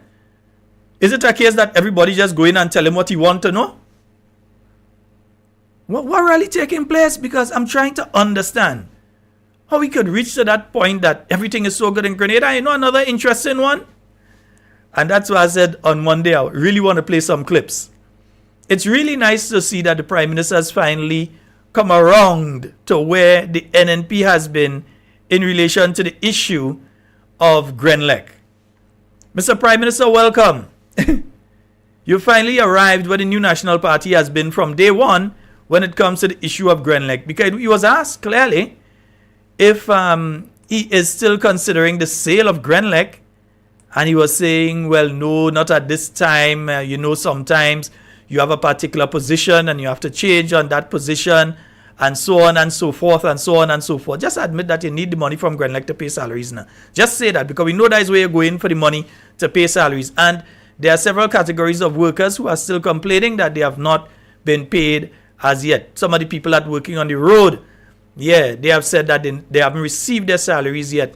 And there are other people, environmental wardens, etc., and people within the health sector, all of them, that have not received their bi-monthly salaries. There are some people in the teaching profession who have not received their bi-monthly salaries and that sort of thing. And then when they do receive it, they receive it like on the third bi-monthly, they go receive it there and it's missing. So they're still short. That sort of thing. You have some who are in the teaching profession, remember they already signed for the 4%, have not been receiving the 4% for whatever reason. They've been signed for it. They haven't received it retroactively. They haven't been receiving it on the monthly basis. They just have not been receiving it. That's the reality. Maybe nobody is telling him, but me ain't giving him no excuse. He's supposed to be told, and he's supposed to know what's going on if you're really interested in knowing what's going on out here. You said,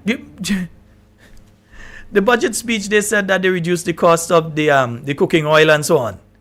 And then when you go in the supermarket, and some of my friends have been sending the pictures to me and sending the information to me, you realize that the price of the cooking oil ain't really move and go anyway. The price of the cooking oil still day up there. But that is the reality that we all face in Grenada, and the Prime Minister seems to be living in La La Land, because he ain't reality. With some of those things he's saying there, he could never be in the same realistic space that we are in right now. And I see Langdon saying, since Tuesday I've been promising those clips. But let me put it to you this way. To get one clip sometimes would involve me having to listen to 3 hours. 3 hours of them speaking just to find that one spot where something is said. 3 hours. And sometimes I might know what I'm looking for, but I know that I have to listen. And sometimes when I skip to try and find it, I might lose something important. So it may take me, when I'm finished doing the program here, to go home in the night sometimes, and up until 2 and 3 in the morning, listen over something, an interview, listen over a television program, a radio program, listen over a live. So when I promise clips and sometimes they don't get it, feel a little sorry for me, because that's what I just had to go through in order to get the clips. And I want to make sure that I get it properly.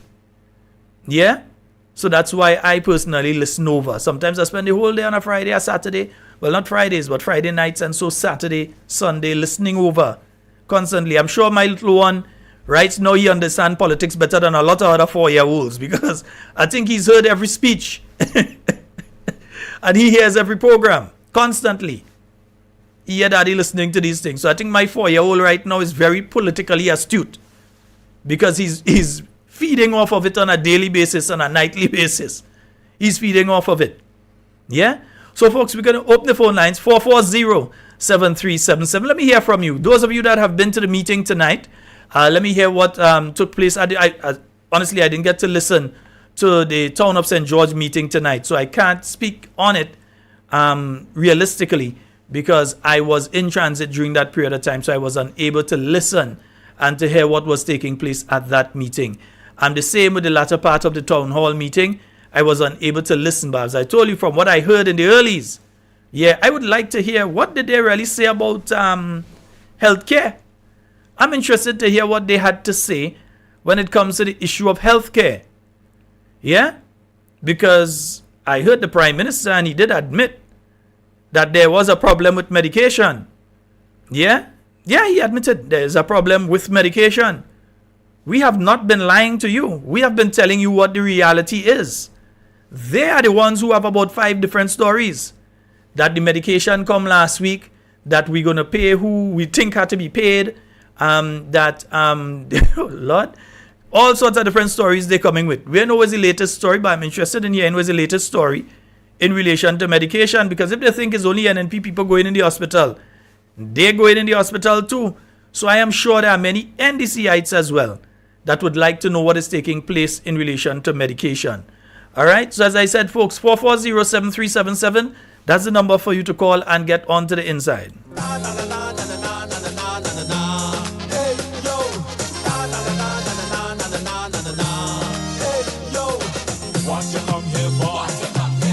Let me just send a note to the folks in whoever dealing with that they have no Panadol for adults and children in Snug Corner Medical Center, so please send some down there. If all you have, all you receive, and so send some Panadol down to Snug Corner Medical Center. They just send them, they do have, right?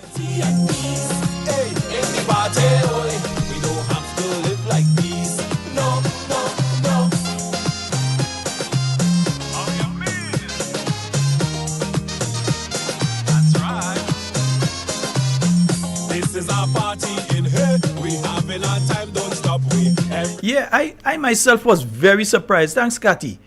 Cathy Pope. I just had to say which Cathy, yeah, because you are Cathy Albert, Cathy Pope. So I just had to be careful which one I'm calling. Yeah, the bottle now $17+ now. I remember that cooking oil was one issue that was specifically mentioned during the 2023 budget speech. Cooking oil reduction in the price of different types of cooking oil and so to make it cheaper. But when I go into the supermarkets and so, I realize that instead of going down the cooking oil price, going the other direction. I'm not too sure on some of the other items and so, but I'm telling you that what I'm seeing there needs to be addressed. And I would think that if the Prime Minister was not living in La La Land and he was living in reality, he would understand that, hey, there is a crisis when it comes to the inflation rate here in Grenada. There is a inflation crisis that the prices of foodstuff are in some instances nearly doubling. That if you go in the supermarket and you go outside to your vehicle to get your wallet because you forget it there and you come back inside, the price might change. Yeah? And yes, we understand and we know that there are external forces that are causing the rapid increase in the price of foodstuffs in Grenada. We understand that. But there are things that can be done here to address it. Yeah? In relation to the taxation rate, in relation to it. That could be addressed. Yeah? And other incentives that can be given to businesses so that they would have a profit margin that they would be able to pass on. But we know that last time that was done because the freight on the port was reduced to the 2019 rate. The coffers of Grenada lost $5 million. And you and me, Mr. Average Citizen, got not a cent out of that. Yeah, it was not passed on to us when we went to the supermarkets. They were not marking the price down. It was going up further. Yeah? So we kept seeing more and more and more increases, and it's continuing. So we really, really need to get... And let me see, someone is messaging here. The meeting at St. George Methodist was more than well attended. Peter gave a good account of himself as well as Doc. All right? So don't expect to hear Cammy tonight. She was there to represent. You never know, Cammy is a kind of woman. Cammy might call me from the bus itself. Cammy is that kind of person. She might be on the bus and call. We have a call online. Good night. Hello, good night. Hi, good night, my dear. How are you? I'm good. I love your show. I love it. I love it. No, thank you so very much, my dear. You don't have no medication in this hospital. No medication. My grandson go yesterday to do something up there, a surgery, and they say go back home when they're ready to call you because whatever they have is for people who emergency. So he come back home. So don't let them fool the people and tell them people you have medication. They say again the medication there on the port. So tell them go and get it. You get on the port, go and clear the container and get it. So who the port belong to? Who the port belong to? Who the port belong to? Not the people and government of Grenada? Yes. So where's the hold up? Well, and they say we and we take all the money. So them know how to get money, so let it go and get the medication. My goodness. Laco lying, Laco in America. I don't know why he's searching for in America. But if I see him, I go bounce him down. I go throw him No, down on my no, shoulder. don't do that. Don't do that. Pray for him. I think I'm joking. Pray for Are they far? I didn't far. Are they far? Pray for him. But I know Pray for he's in America. He's in America telling lies to the NDC people and them. He's telling lies. Oh, God. Pray for him. Pray for him. Good night. All right, buddy. All right. And I love you. I love you. I love you. I know you're good. I love you. Love you. Love you. All right, my love. All right. Bye-bye. All right. Bye-bye. All right. I just think I make out the voice and I know who talking there. And I think I know who talking there. Yes, indeed. And look, I got a message here. Good night, Sheldon. There is no anesthetic drugs in the hospital, or if there is, it's very little. Only for emergencies. All patients scheduled for surgery are cancelled. A surgeon said to me today, it's the first time she's seeing that the hospital is out of important medication. Things are not looking good in the hospital. We don't even have a narcotic drug called pethidine. We're never out of that medication. And there's so much more that we don't have. So, when they start to say we, you understand where that message come from. They don't even have pethidine. Important medication. Yeah? Joyce Phillip, good night to you. And we know that there are several other very important medication that they do not have, or they have very little amounts of. I was so glad when I heard the minister say, well, the medication come in and all kind of thing. And I said, well, yes, because you have medication that's needed on the maternity ward. And I keep coming back to that because maternity, a woman is at her most vulnerable. And we as humans, that's the most vulnerable time for us when we're being born, when we're being brought into this world. And you're telling me that this government doesn't see the medication to supply the maternity ward as important? They don't see that as priority? That you have cancer patients who are going through treatment, their chemotherapy treatment and so on, and that the cancer treatment drugs that they ought to have, they don't have it? That simple blood tests that are to be done, that people are being given the paper and sent down to a private facility to go and get it done. What if they don't have the money to go to the private facility to do the set of tests that have to be done? What if the private facility is much more expensive than if they were able to do it through the government service? Are these people just supposed to sit down and die? Is that what is supposed to happen with them? But you see, they're just hiding. Right now, they ain't coming out. People like Laco and so ain't coming out and face no sort of question from people.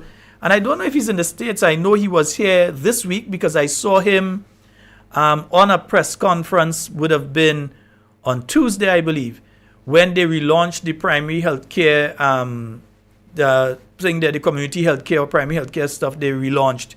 And so I saw him here. I don't know. Well, these days it does fly plane like if it's busted. Yeah, driver, drop one, Barbados. Yeah, driver, drop one, Saudi Arabia, Dubai. Yeah, drop one.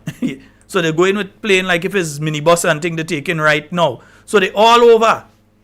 So it's very likely he could have been here then and gone by. He could have left the same evening and go. Yeah? But when some of them go, what they need to do when they go in them place and them they seek asylum. Stay there. Yeah. Don't bother to come back. Because you're wasting we time down here. Don't bother to come back. Just stay. When they take them trip, don't come back. Stay. Where you go. Stay. Because they're just messing up the place. Yeah? So look at this situation. People can't even get their surgeries done. And what are you going to do? Blame the New National Party? What, because you didn't pay $2 million or whatever it was to the OECS Pharmaceutical Fund, but you took $1.5 million and pay to the teachers and the others who strike? Just before the court judgment came out? Yeah, okay, they get the money. All well and good. And no, if you want to pay them, you're in charge. You want to pay them, no problem with that. But take care of all the rest of us as well. Take care of everybody else as well. Make sure that the medicines are there. But you see, they were looking for the political and not looking for the human. So, yes, we pay the pension. They could have still been paying pension, They could have paid part then, use some of the money and pay for the medication and so on. And they would have built up enough money by now to be able to pay another part of the pension and pay the final part by the end of this year.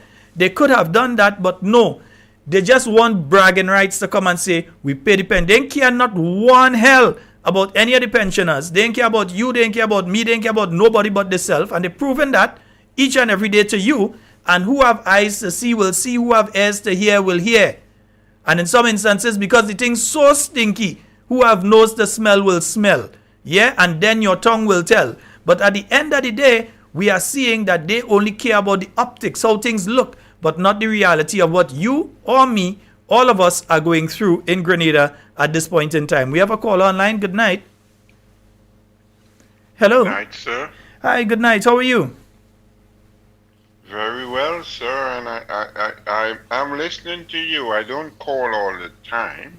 Okay, thank you. But I'm asking you questions tonight, sir. Mm-hmm. I've heard the Prime Minister of our country talking all the time before he was elected. And then last night, today I went over his speech. And to me, it's like somebody wrote that thing for him to read. Because he looked so confused. And like he was missing some of the words and then had to go back. And then I'm listening. I said, it's my Prime Minister. Let me listen to him. And all the things he was taking credit for, there were things under the NNP that were going on. So, sir, tell me, you in Grenada, what's going on with this Prime Minister? Did somebody wrote that speech for him? My brother, as far as I'm concerned, I could tell you that I think that speech was written by ChatGPT. There's a artificial intelligence software that you can use, and it could write a speech for you in a couple of seconds. And probably that's what they use. Because I can't believe it's a human being living in Grenada that write that. I could never believe that. Yeah? I could never believe that, my friend. So I heard that man spoke a lot of time at Lib campaigning. I heard him. And that didn't sound like him, like somebody gave him something to read. And he was confused.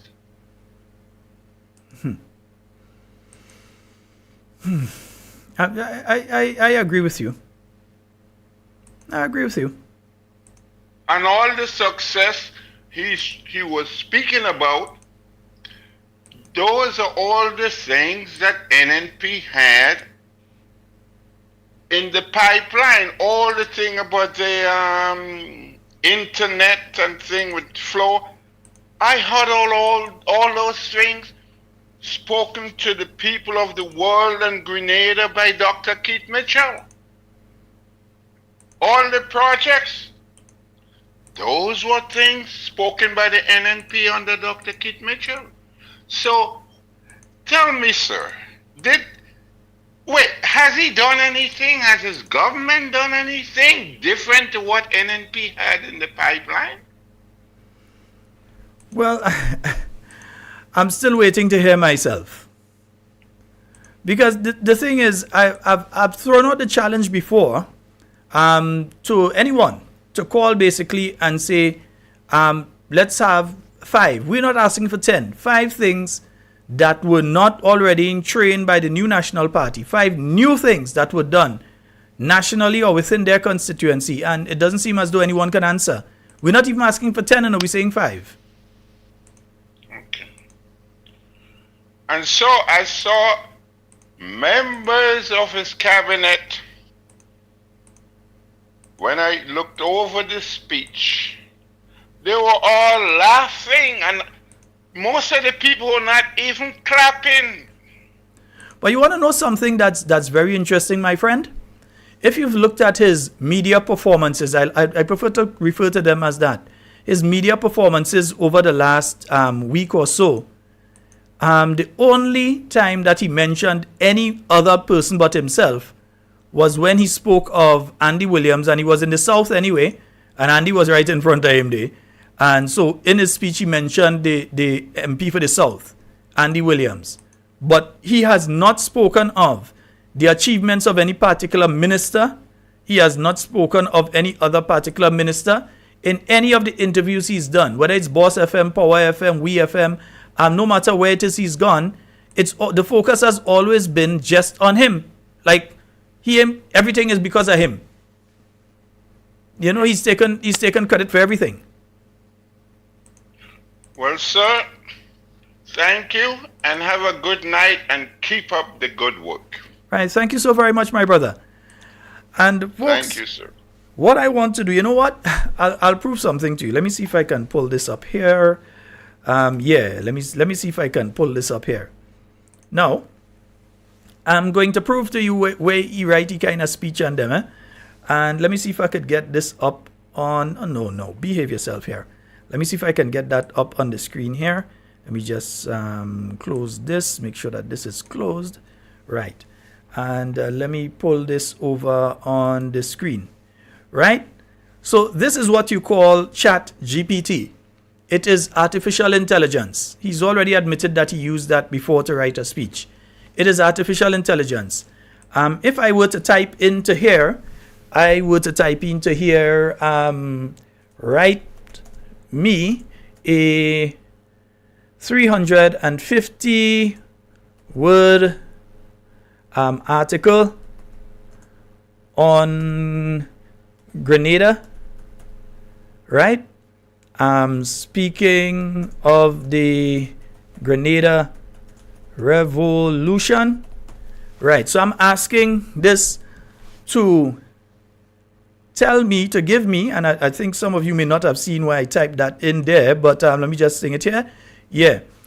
So that I'm asking it to write me a 350 word article on the Grenada Revolution. Let me click here, and it's going to be writing that for me. So you understand what is taking place with technology these days. Yeah? So it's actually writing there the entire article. It's just written it for me in that space of time. Yeah, so it says here, Grenada, a picturesque Caribbean nation, is known for its beautiful beaches and lush landscapes.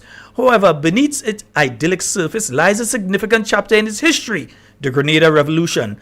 This period of political transformation, which unfolded from 1979 to 1983, left an indelible mark on the nation and its people. The Grenada Revolution was a left-wing political movement that sought to establish a socialist society in Grenada, led by Maurice Bishop and his New Jewel movement. The revolution gained momentum in 1979 following the overthrow of the corrupt Eric Gary government, inspired by the principle of social justice, etc., etc., etc. So you see how this software works. You can simply ask it what you want, and it would actually write the article for you. Teachers, you need to be aware, because some of you getting some GPT article in your tail, you even know. All right? But this is what the software can do. This is what artificial intelligence can do right now. And we need to understand what is taking place, because I want to believe is a human being right what was read there last night had to be artificial intelligence. And you realize that didn't take a minute, and it write a 350 word article. Yeah, you could go over and you could change, we had to change, and them kind of thing in it. Nice, but it writes it for you. And it could be on any issue. Yeah?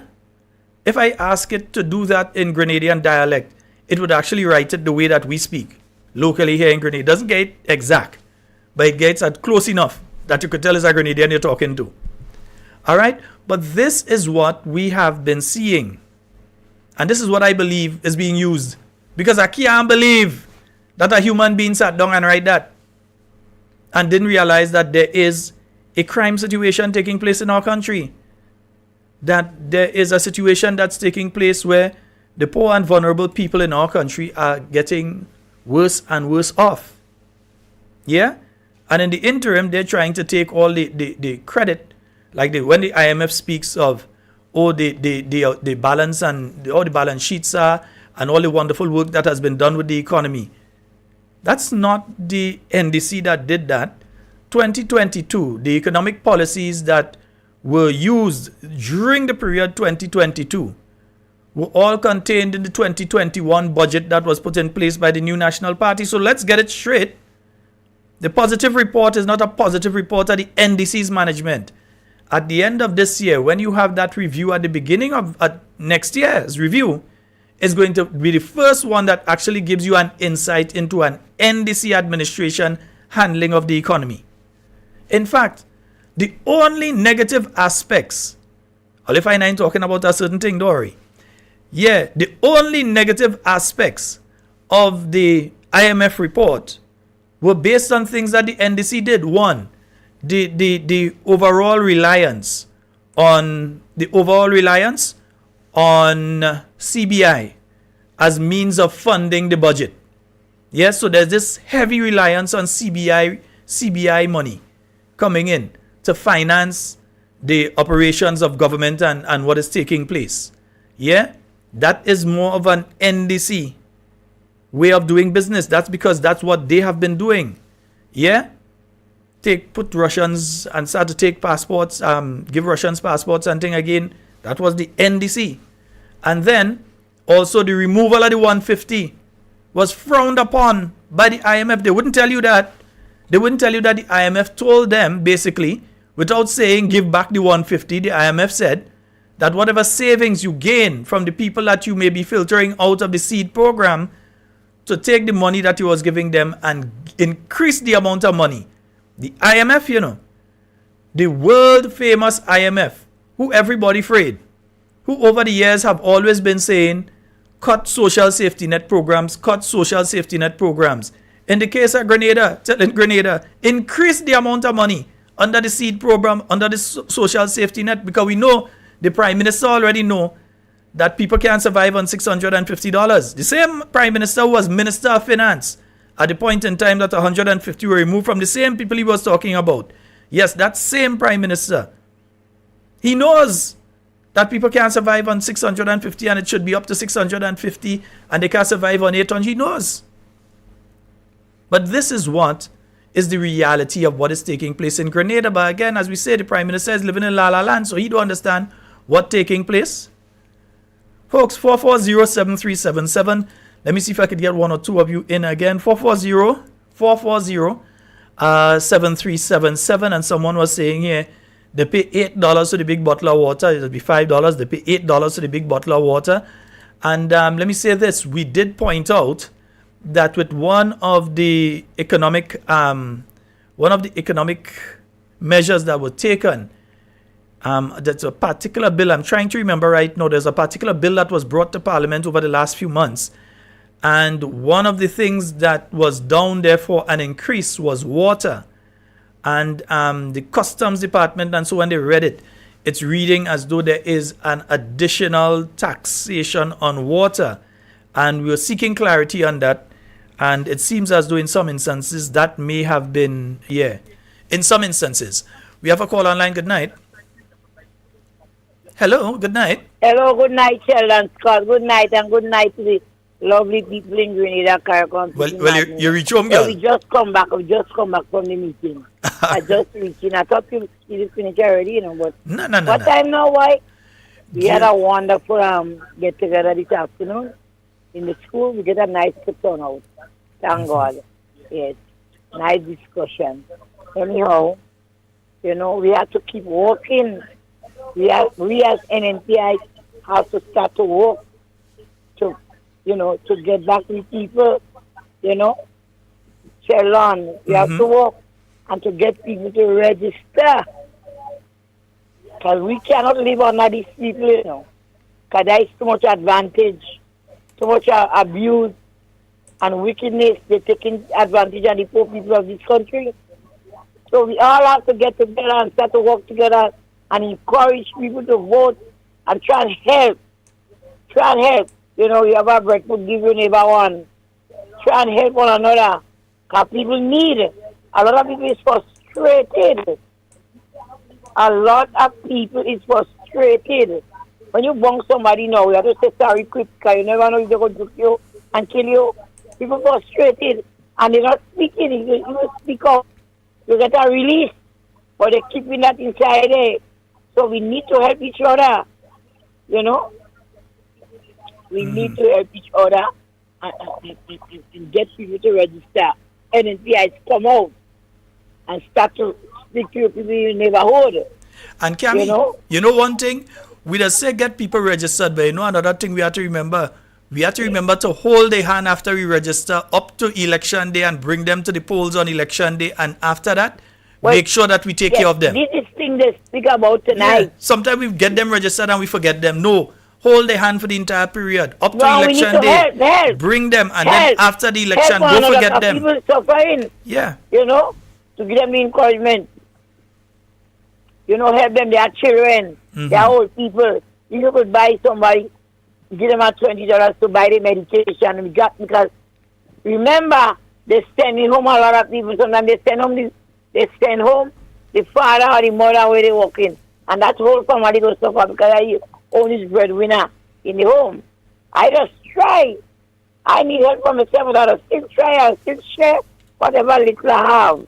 When somebody brings to green, I still give me, I give somebody when they pass in, I say, take her to green. Sometimes that is all they have. Because you don't know what's going on, people just shame. Even the NEC people, we need to help them, you know. We need to, because a lot of them vote for NEC and they don't help them. So we need to show all come along with each other. It's like what they don't say about me and tell me I'll try. This morning, I put about 6 children on bus. Them busmen don't want to take them children that go in Grand Anse. Some of the busmen, they don't have bus conductor. Because one of the driver explained to me, he said, I don't have conductor, Miss Cammy. And it's a problem, you know. So, try and get another bus. Some of them don't want to take the people and I make sure. I say, you have to get old too. And parents, instead of you are running out of more time, they say, I want to pray. Because I always put all the children on bus. Ask them where they're from and see they go on a bus. Beg them busmen, drop them children to school for me.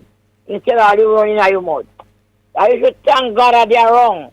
To still look out. Because I was a grandmother, you know, at 10. You know. So let's stop this hatred. And some of them not saying, stay no more Lenin. We don't give them no work. We can't say that. Right? We need to help each other. And good night to Patty and Matthew. Yes, Mr. What? Matthew grinning way there. Wonderful meeting this evening. I feel good. I feel good. I don't know why these people don't go. First I want these people to go, God. 1 year down, Cammy. 1 year down. Just remember, that's 1 year down. Yes.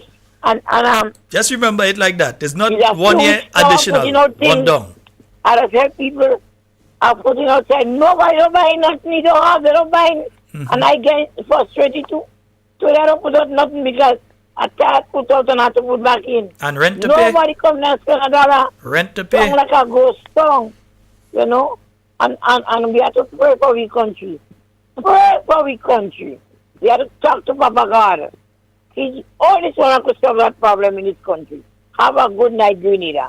All right. Good Thank night. you, Cammy. I just come back to get a nice good turnout. And I feel good. I feel strong. I feel, watch. I don't know why people are going. I want them to go. God, Papa God. Cammy later. The way we live in, we're not supposed to be living so. All right, Sheldon, I'm going to run in me bike. I don't run in you. You say you're going? All you find I run her. She says she going? Oh. I just got information. I would never run Cammy. All you could say what I want. I would never run Cammy. We have a caller online. Hello, good night. Good night. Hey, good night, Brother Scott. How are you doing, sir? How you doing? I'm good, man. How are you doing? I'm doing. I watch you, and I always pray and that you have health and strength to continue that job. You know, and I see you doing right, Jan. And Jenny, Jenny's coming out and explaining things too. Papayo. Yeah, master explaining things. I'll leave Jenny thing alone. I'll leave Jenny thing alone, and they can't say she lie. No. Jenny, what Jenny go lie? They can't say Auntie Jenny lie. I tell you, we know what was going on inside there. You know what I mean? So we know what's going on. That is NDC. Right now, the Prime Minister talking like a frightened man. If you listen to when you're addressing the nation, just go back, Sheldon, and check out all the things he's talking about. You think it's NNP was speaking there? Mm-hmm. Just think about it. Well, if you see the Kalisha Faria interview. NNP, every day's pension? Yes, because NNP was always paying pension. Who take up the responsibility to try to pay the Grenadian people pension? The NNP, Dr. Keith Mitchell, he take it up on his own. Who tried to help the people who went abroad during the revolution, and when they came back to Grenada, they couldn't practice whatever they had to practice. Dr. Claudius Keith Mitchell again. So when they're talking, the Prime Minister must be careful. And right now, he's acting like a frightened man. He can't touch his cabinet. I know what they're doing. He's not wrong. Redhead not supposed to be in his government. Take a stand, Mr. Prime Minister, instead of trying to hide all the wrong things he done. Oh, we'll be talking about that one on Monday. I'm leaving that one alone tonight. I'm dealing with that one on Monday, but you go ahead. Yes. I have to go ahead on that because I want people to go and watch Auntie Jenny program. Yes, so much, such an act, Senator Scott, and you kept him there. And even when they ask you, the public thinking that you will shuffle your government, and when they ask that question, you say no, bluntly no. So that's telling me there is something going on there. And why you propping up Mr. Williams so? What is going on between you and Andy Williams that you're trying to prop up Andy? Mm-hmm. You're not talking about nobody else. You make a statement, no one else in the government. Even my good friend in Karakou, who made some good points, what he did in Karakou. You don't pump him up. But you seem to want to pump up Ron. Because you sign up for it to get the 2 point something million. So you're telling the Grenadian people there's something in the matter beside the person? Come on. Because he was the Minister of Finance when the money passed, isn't it? Yeah. Yes. Mm-hmm. And that's why the caller was called before was telling you, when you listen, it's like I kind of old somebody written a speech for him, and he just trying to repeat it. No, I showed you all just now how the speech was written. I could tell you it's ChatGPT. and not only that, those boys was laughing on the corner like if when you're landing on the block. I don't know if he pick up that. While he talking, them boys laughing in the corner there like if on the block. You understand me? And the clapping was weak. If it did so much good, why all the people who was there was not clapping? Why 15% was clapping, not more than that? That means the other people, they have pain in their heart. Something is wrong. I want people to go back and look at the tape again. The man, something is wrong with him. He don't address the situation with the people who got killed in Grenada. Use the Prime Minister. Put that in right away. Make a statement about that. No, he can't do that. He's so caught up, and I think he's scared of the boys. Between me and you, Sheldon, he getting scared of the boys. Mm-hmm. Your own boys. I'm telling you. I believe he getting scared of these boys and them. And remember, I heard you, Master Carl and others warn him, Mr. Pierre and others. Be careful. Because the same people who dare to put you up is the same ones what will cut under you. And what goes up must come down. Mm-hmm. That's all I'm going to say tonight, brother Scott. Thank you so very much, my friend. And tell Carmen good night. All right. All right, my brother. All right. Thank you. Okay.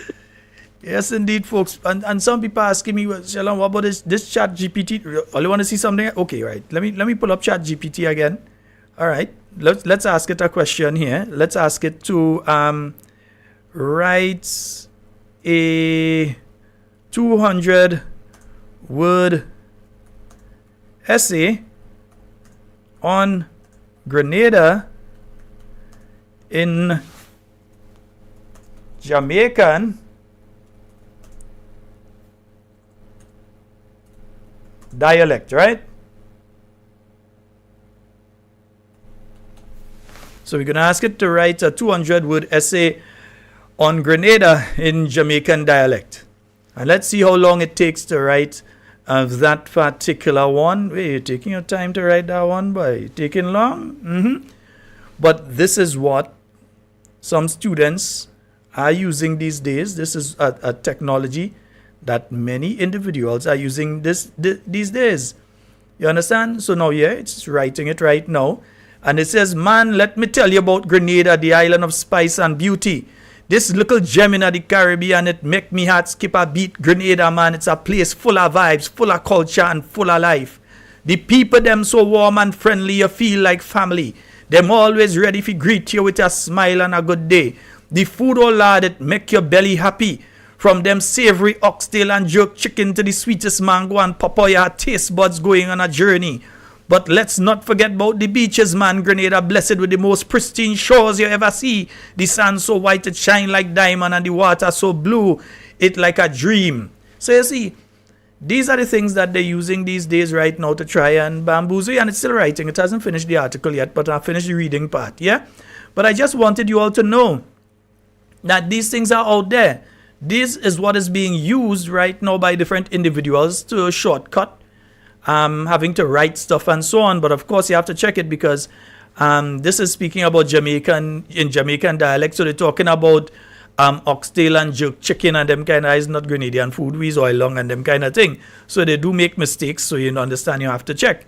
And it's still writing. It's still writing the article. It's making sure it bring it up to exactly 200 words. It's making sure that that's artificial intelligence for you. Yeah?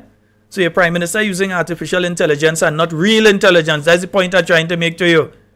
You understand? He's still writing.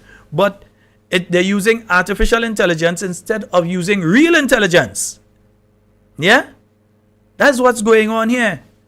And real intelligence would come with emotion. It's been pointed out by several persons that it seems as though our Prime Minister is very emotionless. Yeah? Because we cannot understand how you would do a speech like that after 1 year and not say to the people that you have sent home and try to give the impression, well, we ain't really send nobody home, but you have not said to the people that you've sent home that, hey, we're trying to make opportunities for you right now. This is what you can look forward to in the next 3 months, the next 4 months, the next 6 months. Instead, you're boastful that we've sent home all the people who were working under the Marketing and National Importing Board. You don't even attempt to address the fact that all the security officers that have gone home over the last month, those who has lost the contract and therefore the workers under them have either been sent home or have to seek employment otherwise, while some of the people that are taking back some of these security to work are first vetting them. In other words, they're trying to make sure that these people are not supporters of the new National Party because it may endanger their contract. That's the sort of thing that's taking place. Yeah? Again, arrogance in ignorance. Yeah? Not even understanding what you're being arrogant about. And nothing is wrong with making a mistake and saying that, hey, I have made a mistake. It shows maturity.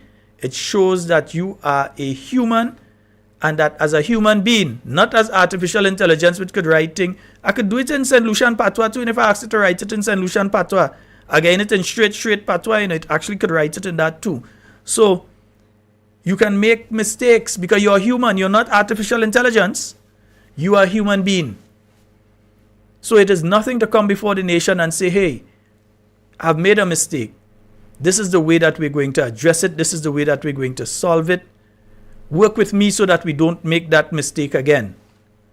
But instead of that, to take the arrogant route and to come out there, when the poorest among us have lost money, but yet your friends could get 2 and 3 different set of contract and still be working with the government. When you could have one individual that's on about 3 or 4 boards paying significant amounts of money still holding an advisory position within the ministry, still have a company that we are hearing it is alleged that company is doing significant amounts of business with statutory bodies and the government of Grenada, and on top of that, still is given a diplomatic position.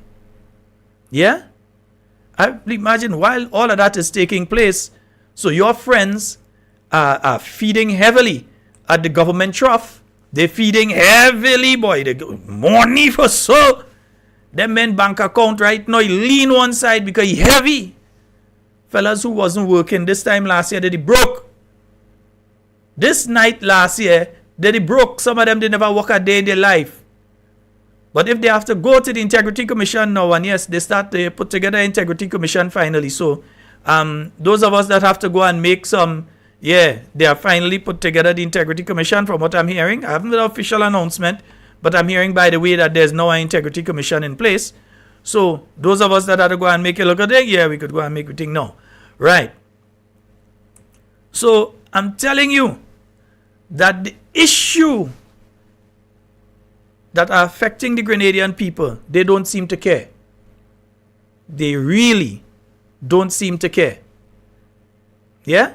So while their friends are getting fat at the government trough, the poorer people in this country continue to go down and down and down. People losing their jobs. Yeah? People who have jobs feel insecure on those jobs because you have some brown-nosed mouthpieces of the NDC out there constantly calling for their dismissal, and then you've taken some categories of workers and you've sent them down to the Public Service Commission using it as a sword of Damocles, over the heads of the public workers, until one public worker actually win you. They win you, and we had to talk our case about another public worker, but that one is for Monday. Monday's program, even if I don't play a clip on Monday, we have so much things to talk about that, believe me, all I feel like we don't know, threatening people and all kind of thing. Folks, that's all the time we have for Talking Points tonight. I just, one last message I got here. Sheldon, good night. I saw the doctor yesterday and have to do a blood test. The doctor told me don't bother because I have to go to private and say later. Yeah. Lord, doctor said don't even bother do the blood test because we can't bother to go and do the surgery and thing. So don't bother to do the blood test now. Yeah?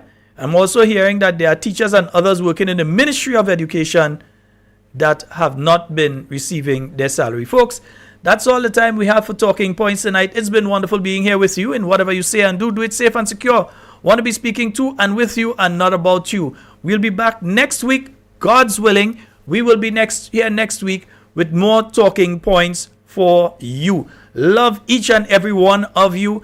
And indeed, I always enjoy interacting with you. Sometimes I'm coming to the studio and not feeling 100%. But when I start interacting with you, I get that energy.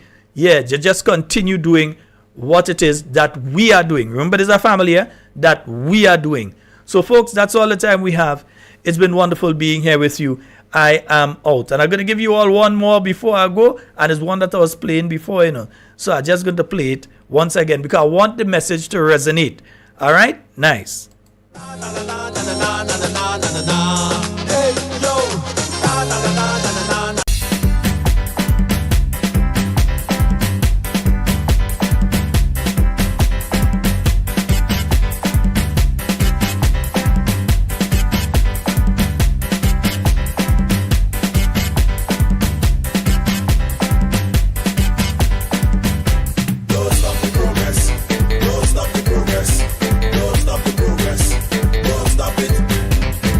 Don't stop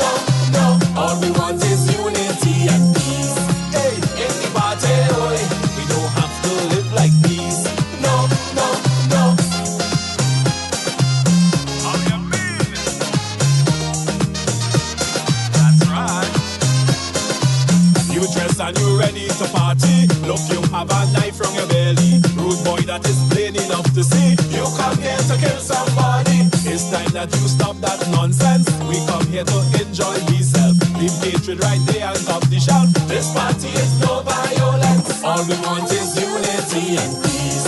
Hey, in the party, oi. We don't have to live like peace. No, no, no. All we want is unity and peace. Hey, in the party, oi. We don't have to live like peace. No, no, no. Na na na na na na na na na na na na. Hey, yo. Na na na na na na na na na na na na. Hey, yo. What you come here for? What you come here for? What you come here? What you come here? What you come here for? All we want is unity and peace. Hey, in the party, oi. We don't have to live like peace. No, no, no. All we want is unity and peace. Hey, in the party, oi. We don't have to live like peace. No, no, no.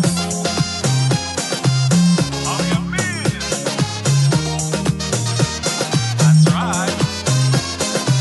The party park up like shingle, but you know you don't want to